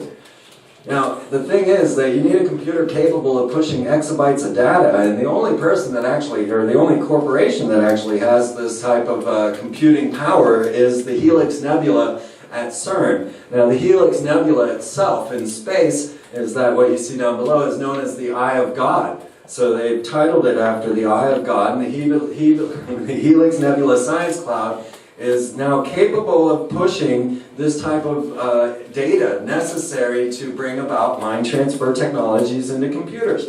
And they're using this to see into the anti-universe. They're using this to be able to store all knowledge of life on planet Earth. But this is really, it was launched with the Large Hadron Colliders and then colliding the particles together in the attempt of seeing the anti-universe and finding the Higgs boson, or the foundation of our very universe. Now realize that CERN's corporate logo is 666 with a hyperdimensional portal. You can't make this stuff up. But we already are moving into that very phase, and we've got Robonaut 2 sitting up above on the International Space Station. Now, when Hitchcock came to DARPA and said, hey, you know, I got this idea of avatars and we can start immortality, DARPA said, well, dude, we've already spent $7 million on that project. We already have our own avatar program going, and we're working it for soldier interfaces so that we don't have to lose lives on the battlefield. So now you just be fighting robots like things out of Star Wars. But Robonaut 2 is up there on the International Space Station, and it is a telepresence robot. That means it is capable of mind transfer technologies. And they're working on putting legs on the guy right now. I think that's a little more dangerous because we're getting right back to Battlestar Galactica and the same ideas that were going on in there. But it already exists, guys. This is not in the future. This is on the International Space Station, along with the abilities to see into the anti-universe. Now, this device right here that's circled is known as the alpha magnetic spectrometer. And it is the device that sees the anti-universe. CERN and the Vatican and the International Space Community have placed this up there to be able to see into the other universe. It was launched on the final space shuttle mission and placed up there. Now, the curious thing about this is that the antimatter annihilation detector that actually sees the anti-universe was put up there by a company named Grawlator. And that's their corporate logo. It's a reptilian claw. So now you got Elon Musk launching his dragons. You got reptilian claws seeing into the anti-universe. You got telepresence robots on the International Space Station. Human cloning going on with mind transfer technology to tie it all together. Now this wasn't lost on science fiction as well, and there's a TV series out now, Fringe, I guess it's pretty much over, but they show you the same thing. Now of course this was put out by Fox, and they're really bringing forward these ideas of alternate dimensions and other views and other dimensions, and of course FF again is 66, the breaking down into this abyss, into the idea of hell and the beast in the abyss. That is what these symbols mean. Disney, of course, like I say, wasn't so innocent. You know, Disney was founded and helped by the Nazis, right? Werner von Braun, who came over here and started our modern rocketry, along with the occultist Jack Parsons, who did rituals to Pan at every launch. Pan, of course, being the horned sex god of ancient mythology. Well, Werner von Braun came to Disney and started working on projects with them, and realized when you go up into this ball, they get your entire biometrics. You walk into Disney and they take your thumbprint, they've got your credit card swipe, then you go in this ball and they take your picture and they've got your entire biometrics by the time you've entered Walt Disney World. And just, realize that the Nazis are right behind it. The corporation that runs this ball is known as Siemens, and Siemens is shown on the Auschwitz corporate logos on Auschwitz. Alright, so let's realize that this is a military-industrial complex. But Werner von Braun, he's a weird one. We don't know whether to trust him or not, what to think of this guy, because he came forward and said, look, there's going to be a 4-stage attack to bring about the weaponization of space. First you're going to see the Red Scare. Then you're going to have terrorism, followed by asteroids. Now, have we not been through those 3 already? And followed by this alien invasion. But he kept saying to his assistant, Carol Rosen, look, the message that he was giving Carol Rosen continually was that we must prevent the weaponization of space from happening, because otherwise the truth will never be officially acknowledged about who we are and who we were, and how the human species even came to be known in the universes. He continually referenced universes, not just a universe. So this, we're talking early 30s, 40s, we're talking about this very thing. So it was using Werner von Braun's predictions and projections of how the stages would go that I predicted that there would be an asteroid hurtling towards planet Earth. And so I made this artwork of Barack Obama as Akhenaten before I knew about Queen T, before I was thinking about cloning. I was just putting together an artwork to suggest the idea that there was an asteroid hurtling towards planet Earth, and I had it in there, And 3 months after I did this artwork, they announced, oh my God, there is a meteor hurtling towards planet Earth, an asteroid that's going to destroy all life in 2029, and its name is Apophis. Now, if you remember, that was the Goa'uld that I showed you on Stargate that looked like Obama back in the beginning. That was Apophis, the great nemesis of the Stargate community. But Apophis is the serpent deity of destruction of Akhenaten's religion. In other words, it's Akhenaten's Satan. So here's Barack Obama in power. I say they're going to use an asteroid because Werner von Braun told me so. And then they announce there's an asteroid and it's named after his Satan? So this spurs the space war. Just as Werner von Braun had said, just as I was showing you earlier, we have a United States Space Force. China has a militarized space station orbiting our planet right now. Doesn't that frighten you a little bit? They shut down the entire space shuttle system and all of the rockets are now launching from Kazakhstan until Elon Musk gets his Dragons, which are launched on a Falcon, which is the Horus symbol, using Merlin engines, alright? So you got a Dragon capsule launched on a Falcon vehicle using Merlin. That's how Elon Musk rolls.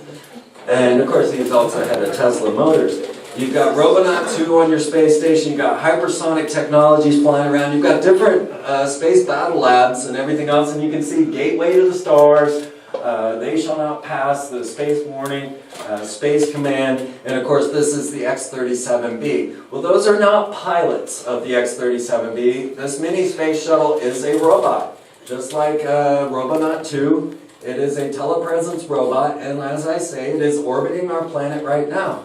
And when it launched this last time, this is the third launch of the secret space shuttle, when this one launched, there was a mysterious explosion in space that was recorded by an amateur astronomer. Next thing you know, we've got meteors hurtling in over Russia. Right? Now, Russia accused us of using a meteor weapon against them because there was no rock. And I tracked these meteors, these incoming bolides, these fireballs that had no rocks. I tracked them for years on my website. You can go see it at the Space War News on my website. Until all of a sudden they announced that incoming fireballs are classified secret. Now, it was an uproar in the scientific community. What? We don't get our data anymore? Nope, we're not going to show you any more fireball data. Because, well, maybe they seem to have a weapon meteor. Maybe this is all the big blue beam show. Maybe Werner von Braun was telling us exactly right what they were planning. Because sure enough, here came all the meteors. So what's next, right? Aliens. Well, they want to legitimize the idea of aliens. So next thing you know, the meteorite curator for the Pope and his lead astronomer, Brother Colsamagno, had announced to the world that he would baptize E.T. no matter how many tentacles he had. He'd tell into the world that, yeah, extraterrestrials are real and, you know, they are sons of God just like us. And the other head of the Vatican astronomy is Benjamin Funes. Both of these gentlemen are Jesuit priests. Now realize your new Pope is a Jesuit. All right, that's kind of a scary situation at this moment because there's never been the Jesuit general is the Black Pope. All right, so now we've got a Black Pope as the Pope. And, you know, old Ratzinger just fell by the wayside after exonerating the Knights Templar and bringing the Illuminati to the surface. And now here comes old Benjamin Funes, another Jesuit priest in charge of the Vatican astronomy. This is no, slouch. Actually, these two gentlemen, Calsamagno and Funes, were both sent to CERN to work with CERN when they launched the alpha magnetic spectrometer to see the anti-universe. These are the two men that were working there. Now, Funes, he says aliens are our space brothers. They didn't suffer original sin because they weren't born of Eve. All right? So they're legitimizing this idea of there being extraterrestrials and bringing this to the surface. And they're using what they call the Lucifer telescope.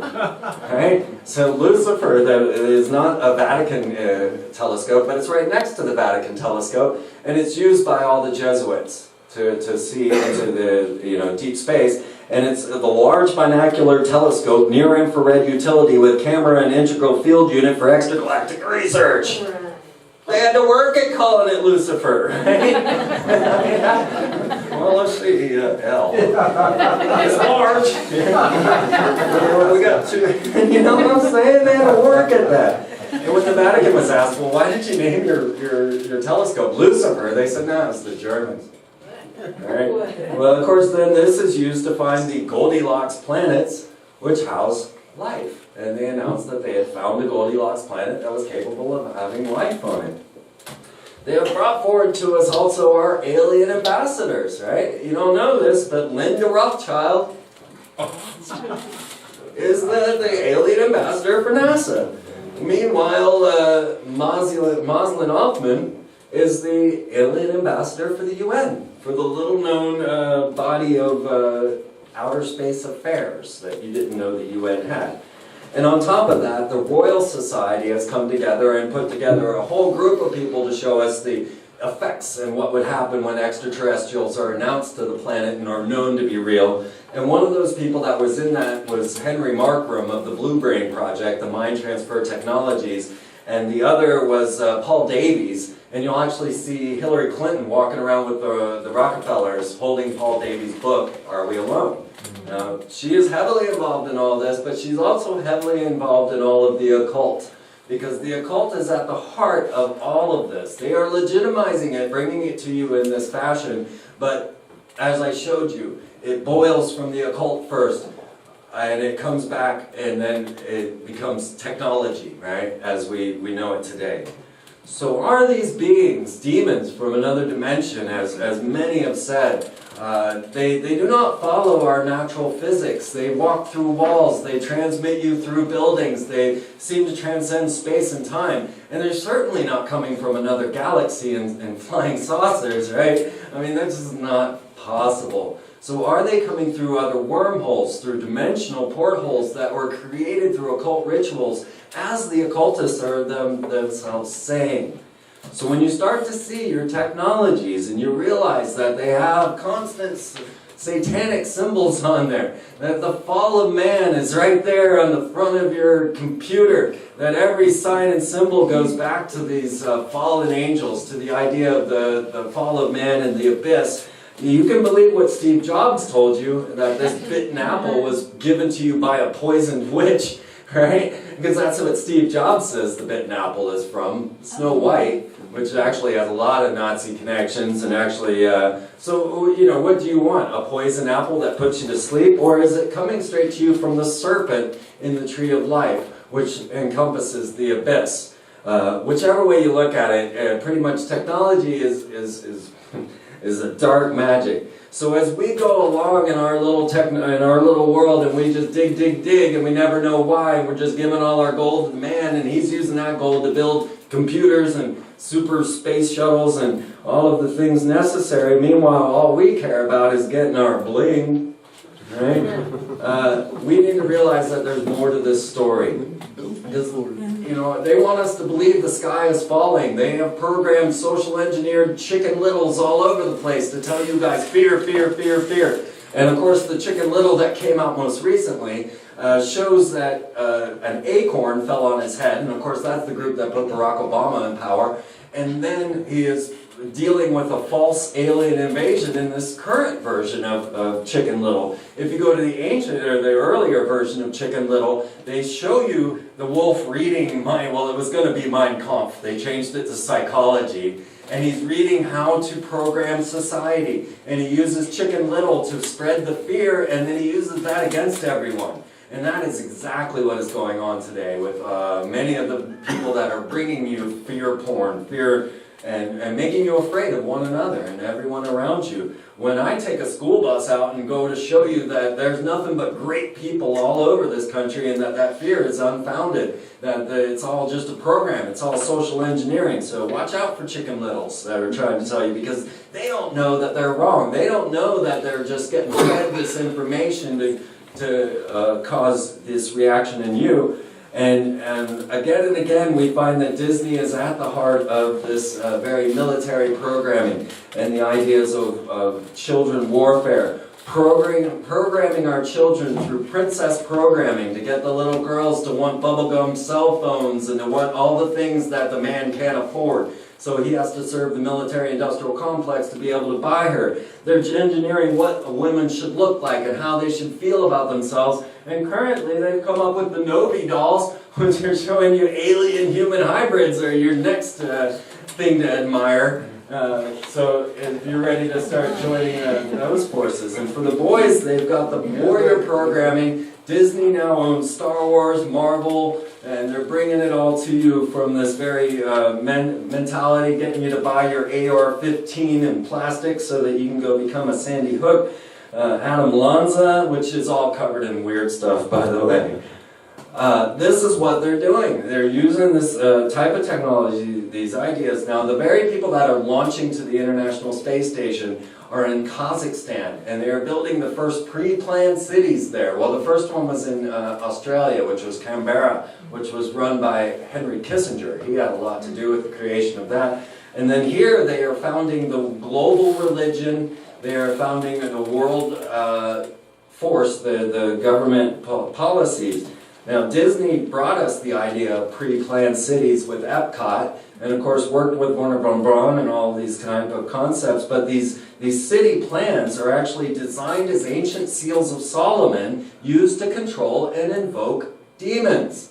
Look it up. You know, it's called Goetia, and I can show you how the cities are actually planned as these seals of Solomon to bind spirits, to use demons for their own needs.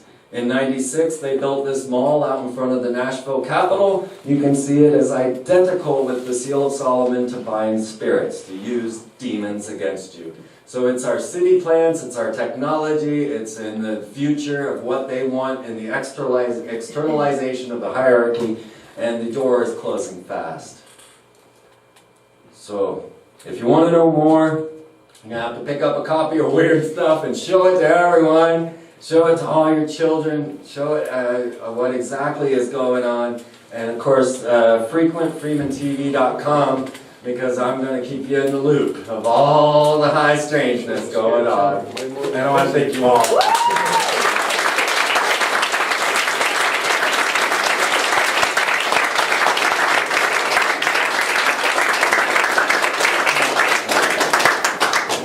Thank you all. I hope, you know, a ton of information I know, and I hope some of it's retained, but like I say, you can get all of this data on my website, or you know, movies, documentaries, the flash drive. I highly recommend that in the book. We have all that stuff sitting over there if you guys want to pick it up, or it's all on my website for free that way. Now, we had a ton of questions. Before we go there real quick, I just want to announce that we're most likely going to go to the Spider House after this, as we usually do, to have our metaphysical meetings and drink beer. So Spider House is just north up the street. You'll see the Broken Heart of I Love Videos, and that's the parking lot. And Spider House is right behind it. So just head north, it's only 3 blocks up, and it's on your right-hand side. Look for the Broken Heart. And Spider House will all be there. Really? Yeah, the question was, if you said there were out there, what was his name? Basically, Crowley. Yeah, I So thought it if was he your had own access idea, to dude. Well, it was. these 11 dimensions, why did he pick the Abyss to get all his stuff from? Why did he go with that one over everything else? Strangely enough, Christianity. His parents were originally members of the Plymouth Brethren, who were like the ones that came here, the pilgrims, right? And so the overpounding of religion into Crowley's mind made him into the beast. And so he turned against his family for their rigid religious belief system. The Plymouth Brethren, you know, they're very, very hardcore. And so he turned, and basically Christianity created a beast. And how he was a genius. He was a psychopath, and you know, almost everyone you listen to in music today worship him. You know, Led Zeppelin, David Bowie, it just goes on. So all these people, I mean, are they just following, kind of just seeking their own gain, like material gains, or do they know kind of the end goal of this, or? I don't know. You really got to practice these rituals to fully understand what their purpose is, and I'm not willing to do that. I do interview a lot of magicians and a lot of people in those realms to try and find out exactly what this is all about. But as you see, it's at the heart of NASA, it's at the heart of CERN, it's at the heart of most of our high technologies. These guys that are practicing these rituals have more knowledge of things than we do. You know, to be able to build the Bell program, you know, a thing that formed a hyperdimensional portal back in the 30s. You know, and many of the things the Thule Society and the Vril Society came forward with in the ancient past, you know, there's something to it. I was confused because it doesn't seem like if there's 10 other dimensions, wouldn't there be somebody out there pulling from that too? Sure, yeah. You got the Rosicrucians, the Golden Dawn, you got, you know, a whole host of different secret societies or magical orders that are dealing in other realms of this. Crowley wanted to be the beast. He wanted to be, and you know, the odds of him being the supreme magician and known to the 20th century is pretty incredible. When there have been many, you know, you got Wilwyn Westcott, you got, you know, you can just list off a number of other famous magicians. John Dee, the Queen's sorcerer from Queen Elizabeth, who was channeling Enochian angels. And the Enochian magic plays heavily into all of this, and it's a big part of this story, which will come out later as we start working into this. So there are many practices. I just focus on him because he is the heart of the 20th century. Anyone else? Question. Since the OTO has their Scarlet Woman Lodge here in Austin, and she represents Babylon, is this their Babylon? I wondered that, and I thought they had moved the grand headquarters away from here. No, that was a farce. They pretended to because a lot of people figured it out, but it's still here. Okay. I know this from connection. But yeah, I mean, the handwritten book of Aleister Crowley, the book of the law that the whole thing is based on, is housed at the Harry Ransom Center. Yes, and my brother is one of the founding members of the William Blake Oasis of the OTO in D.C. Right. Yeah. I mean, once you open this portal, see, everybody's like, Illuminati this, Illuminati that. Forget all that. You know, look into Ordo Templi Orientis. Look into the OTO. Then you're going to see all the signs and symbols and all the rituals that you're seeing Hollywood produce, and the musicians and the stars are all, you know, they're based out of OTO and Kabbalah, not the Illuminati. Yes. Is there diversity in the view of the OTO in terms of these definitely. multitude of entities, or are there some that also believe in some singular force or spiritual entity, or is it just... I don't think they have a singular God. You know, they're definitely a pantheon. But you will find very big differences, you know, because the do what thou wilt, love is the law, love under will, you know, many OTO will say, well, look, we're a loving society.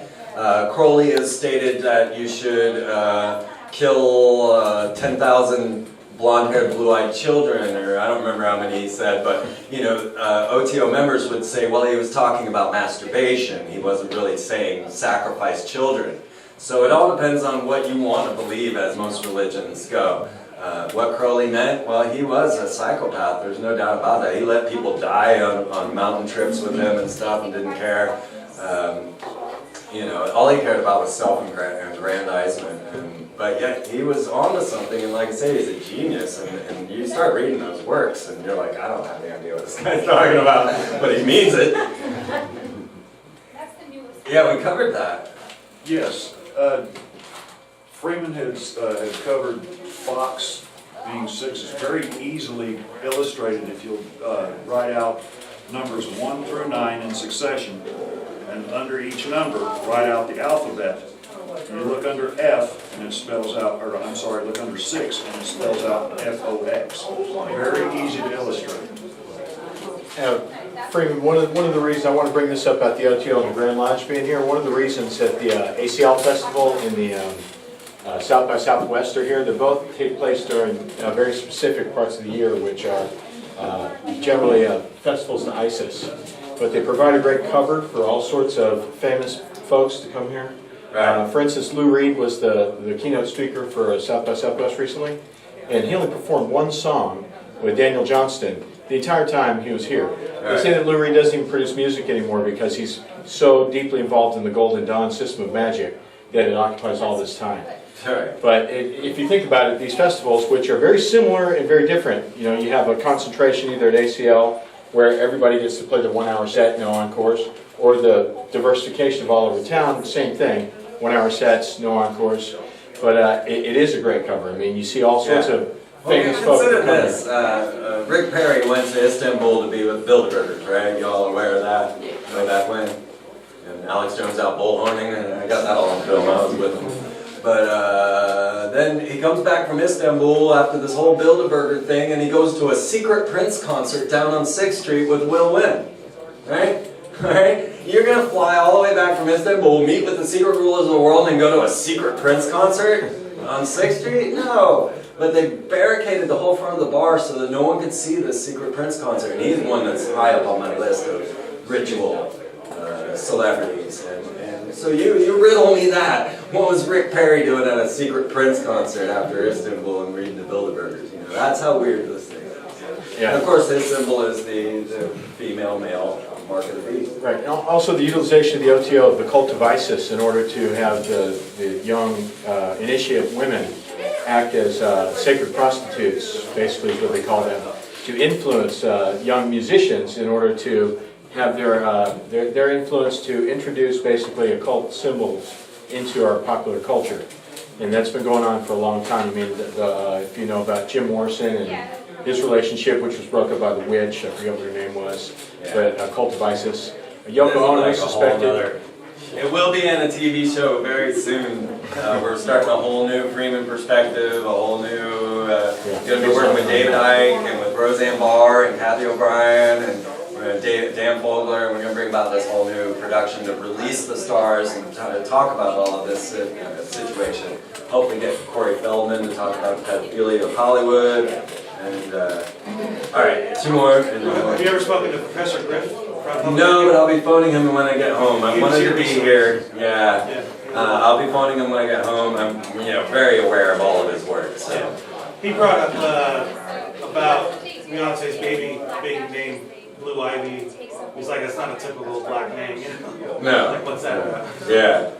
Yeah, and some people believe that there's connections to the Blue Lodge and the idea of ivy or the vine being the bloodline.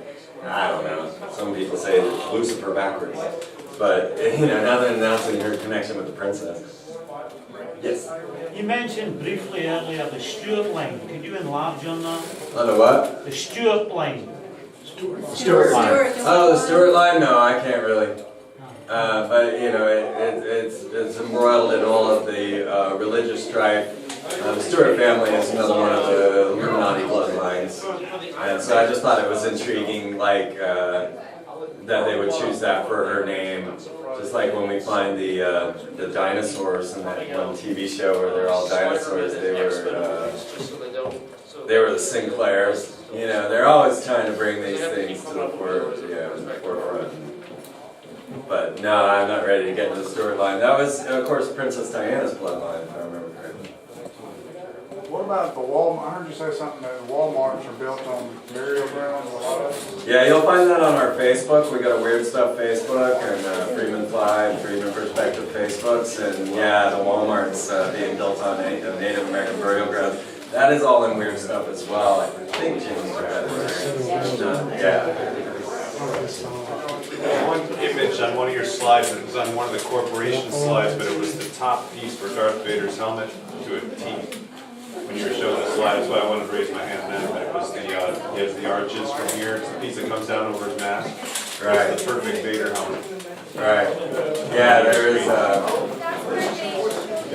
don't know, I'm thinking of one gas station. But thank you all so much.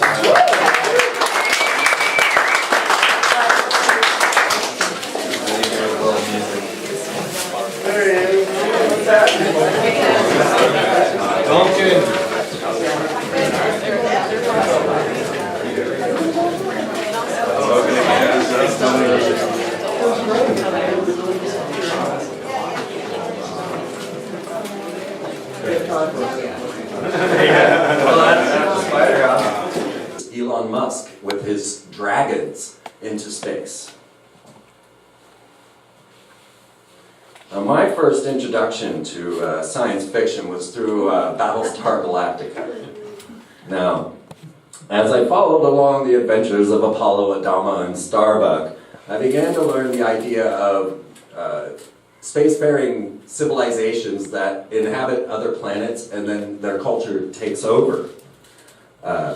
They also taught me the idea of telepresence robots, robotic space planes, not to mention them being controlled by a robot named Lucifer, overshadowed by reptilian overlord. If you guys remember the original series of Battlestar Galactica from the early 70s or late 70s. Now, as I used to play Battlestar Galactica as a kid, I'd pretend to be the god Apollo, and I would wear my father's Masonic cufflinks on my neck as my space insignia. And it was this very thing that allowed me to realize that my dad's a Mason. My dad's into this. He's a Freemason. And not only that, my dad was chasing flying saucers for Project Blue Book. He was on the first killer submarine with Jimmy Carter. He was building nukes when I was born. So I found there was a connection within Freemasonry and our unusual world and the political structure and everything else. And it was my knowledge of Freemasonry that allowed me to predict that the next Starbuck would actually be a woman, a blonde woman at that. You see, because I began to study Freemason symbols and understand what these were saying. Now in America, we have our goddess Columbia. Most people have no idea that there's a goddess of America, but yet here we have our capital, the District of Columbia. This is our goddess. And she is represented by these merfolk and fish people. We constantly find her connected with the merfolk of ancient Atlantis. Now, there was a bit of a problem as they tried to describe sex with the fish people, because this was a common thing that they would discuss in the ancient past. Well, the truth is, if you were to have a look at the Starbucks logo from behind, it's far racier than what people realize. Because those are not her hands up there behind her head, that is her ankles. And this is how they used to describe sex with the fish people. And she is now, of course, our main goddess there on... Limber. I didn't hear that. Limber, yes, yes. Well, you know, Cthulhu. So realize that this is a story that goes back to ancient Atlantis, has been passed up through secret societies, and it continues in our symbolism. But does it have extraterrestrial roots? Now, our goddess Columbia, there was also the Columbia Space Shuttle. Now, the Columbia Space Shuttle in 1996 was doing an experiment to find new energy in the ionosphere of planet Earth. And they dragged a tether through the ionosphere to generate energy into it. And it actually broke off from the space shuttle, this long cord that I think was 12 miles long. It then broke off and floated off into space like a giant fluorescent light bulb and began illuminating craft, flying all over the place. All the same, you see they had that little notch in it. Obama becomes the evil nemesis known as Apophis, which of course plays in later in the story. Well, SG-1 originally aired in 1997 with the pilot episode Children of the Gods. Now, the premise of Stargate is that an ancient race of humanoid beings known as the Ancients, created a device capable of near instantaneous transportation across the universe by means of a subspace wormhole. So the device, which is commonly known as the Stargate, is used by a race that uses host bodies as slaves. And they would put these things into the body, and then these people would then possessed by such a being as the Goa'uld, which Apophis is one of them. Now, there was Stanford Research Institute. Now, you might not know, maybe you do, you guys are more informed than most. Stanford Research Institute was set up to study the occult, to investigate the strange clairvoyance and out-of-body, and they also are the founders of remote viewing. So much of the remote viewing, such as what was done by Uri Geller, came forward. Now, SRI got Uri Geller. He is the famous Israeli psychic, and we'll get into him a little more. He found himself in contact with an extraterrestrial group that was known as the Nine, or the Nine extraterrestrial gods of the Egyptian pantheon. They are also known as the Ennead. And he was told that these Egyptian gods were the ones that had been here before and have returned for a cleansing of planet Earth, as they had done in the time of Atlantis. Now, science fiction is an existential metaphor that allows us to understand the human condition more. We get to see things that are coming in our future and start to analyze what's happening to our world through these things. Now, as you see, they have been laying in all of this predictive programming into the science fiction realms, and then that way the people are ready to adopt the knowledge as it comes forward into the mainstream. And you're going to see that that has a lot to do with what's going on today. So we do have a United States Space Force. We do have space battle labs. We have weaponized international or Chinese space stations out there. The X-37B, the super secret mini space shuttle, is orbiting our planet at this very moment. Along with their hypersonic technologies and telepresence robots. The United States Space Force is something to be reckoned with. Now, the curious thing was that on Stargate and SG-1, at the credits, at the end of every television show, they said, "We gratefully acknowledge the cooperation of the Department of Defense, Department of the Air Force, and U.S. Space Command." And once again, this was 1997 when this came out, and each of the Stargate members, you'll see, actually is wearing the Space Command seal. So this is something that has been going forward and forward.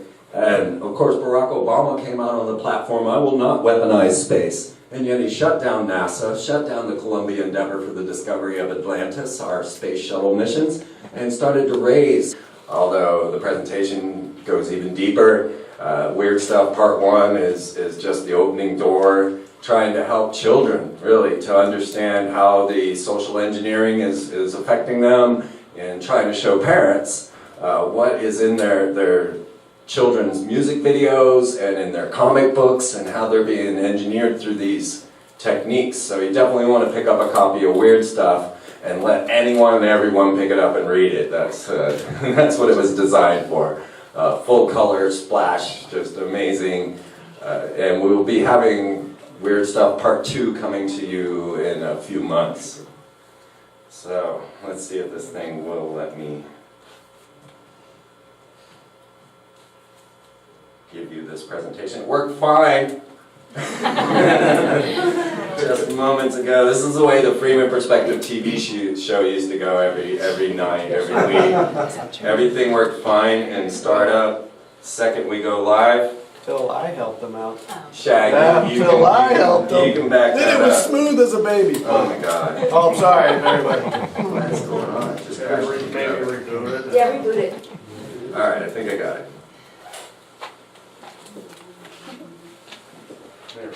All right. Fingers crossed. Everything will continue to go. Well, hello, and welcome to this crazy presentation. I imagine that each and every one of you, when witnessing this sign in front of you, immediately hears the music playing through your heads, just dun, dun, dun, all of a sudden. And you got to wonder how much is actually engineered and programmed into your own consciousness through simple symbols like this. You know, you already got the music in your head, now you're going to see what is actually hidden inside of these logos. You see, the first corporation to ever be considered a satanic corporation was actually Procter & Gamble. And this was due to the curls on the beard.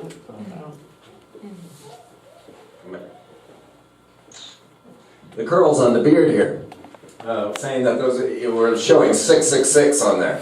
Now, the Amway representatives who were promoting this theory of Procter & Gamble being satanic actually got sued, and Procter & Gamble won the court case and threatened to prosecute anyone that comes forward saying that they have a satanic corporate logo. So I hope to not incur any such things upon myself as I start to show you how many satanic corporate logos you're going to come across. So please welcome to Aliens from Hell.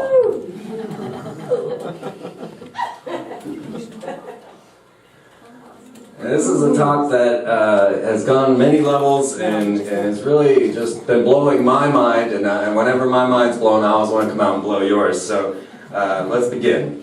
Now, as you start to see here, There is some predictive programming going on in our science fiction stories. This is a comparison of the Obama administration coupled with the SG-1 crew. That is the Stargate SG-1 TV series. Now this came out in 1996. So how they knew who the Obama administration was going to be all the way back then, including the fact that it had a spiral coming out of the center. You can actually gauge the size of this craft by the length of the tether and realize that they were 2 to 3 miles in length. Now the astronauts, I myself, ended up drawing that craft into an artwork when I was 10 years old. I have no idea why or how or I knew any of this, and I didn't realize it for 18 years until I came across a book called The Sirius Mystery that began talking about fish people from Sirius that had met the Dogon African tribe and taught them about their home in Sirius. Sirius is the brightest star in the sky. They gave the Dogon this symbol for Sirius. And I, at 10 years old, now this is actually just months after the book was published, drew that exact same symbol on all of my space shuttles. Now 18 years later, I come across the book, I see the symbol, and I realize, oh my God, I'm onto something here. How did I know this at 10 years old? How did I put that there? And I remember putting it there. Now, in Freemasonry, Sirius is symbolized by the blazing pentagram. So there again, the same. This symbol of Sirius is in the roof, in the ceiling of the Philadelphia Freemasonic Lodge, all dedicated to Akhenaten. So is there a truth to these ancient fish people coming from outer space? Were they coming through some sort of portal? We see them throughout history. We have Ovanes, we have Dagon. And Dagon, of course, breaks into the Cthulhu mythos of H.P. Lovecraft. And he started to modernize the Sumerian ancient tales into these horrific octopus Cthulhu beings that came from the Necronomicon, or the Book of the Dead. Now, those craft had spirals, as you saw, and these spirals led David Sereda, a NASA scientist, into realizing hyperdimensional physics and starting to understand the pathway to other dimensions and into other sides of space. And if you realize, I actually drew those same lines into my artwork at 10 years old with the little notch on the craft, the hyperdimensional spirals, and everything else that they were putting together in this. Now, how I got this message at 10, maybe it's because my dad was chasing aliens for the government. Maybe I've been abducted all my life. I don't know, right? All I know is I still have this picture, and everything I've showed you is provable. I got to talking with the World Trade Center architect, all right? This is the guy who designed the Twin Towers. And he is a Kabbalist magician named Paul Lafley, who designs time machines and other devices for seeing into the anti-universe, for going into back in time. And this is his artwork, the Levogyre, which is a device to transcend into other dimensions. So this is the guy who built the Twin Towers, who was subsequently fired by Yamasaki. What's his name? The builder of the Twin Towers. Is that right? Yeah. Didn't sound right. I was like, wait, is that a motorcycle? But he was actually fired for suggesting that there be passageways between the Twin Towers in case of fire or planes crashing into the building. And he was fired for suggesting. All right. Hello, everybody. Welcome to the bookstore. Glad to have you all here. It's so nice when Freeman comes. We get to see so many different cross-sections of Austin that come together to hear Freeman, because that's what Freeman's about. The friendship agenda. We're all friends here. We got young, we got old, we got everybody who's interested in the truth and understanding some of the things that Freeman is so good at illustrating and teasing out of our pop culture. And so I think this is Freeman's probably, what, ninth, 10th time? I mean, a dozen times this guy. We love him here, and you guys love him too, and that's why you're all out here tonight. Just want to do some housekeeping and let you know we got an email list at the front of the house. If you sign up on the email list, we'll let you know about some of the events going on here. But I don't think we'll ever have one as cool as this. Freeman's been working on this for a while. He's been calling me and updating me about some of the work he's doing on this subject. So should be a wild ride, and I'm looking forward, just like you are, to hearing it. So I guess we'll get started and welcome Freeman back to Breaking Books.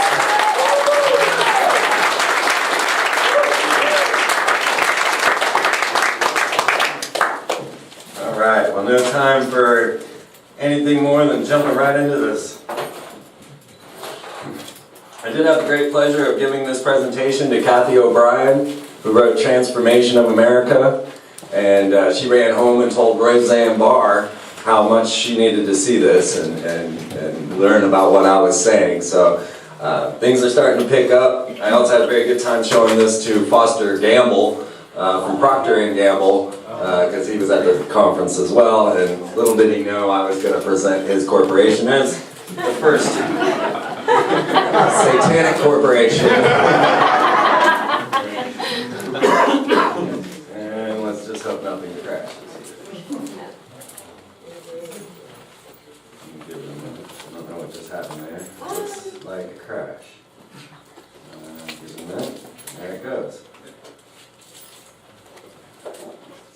I put so much work into this thing that computer is afraid of it. So let's see what happens.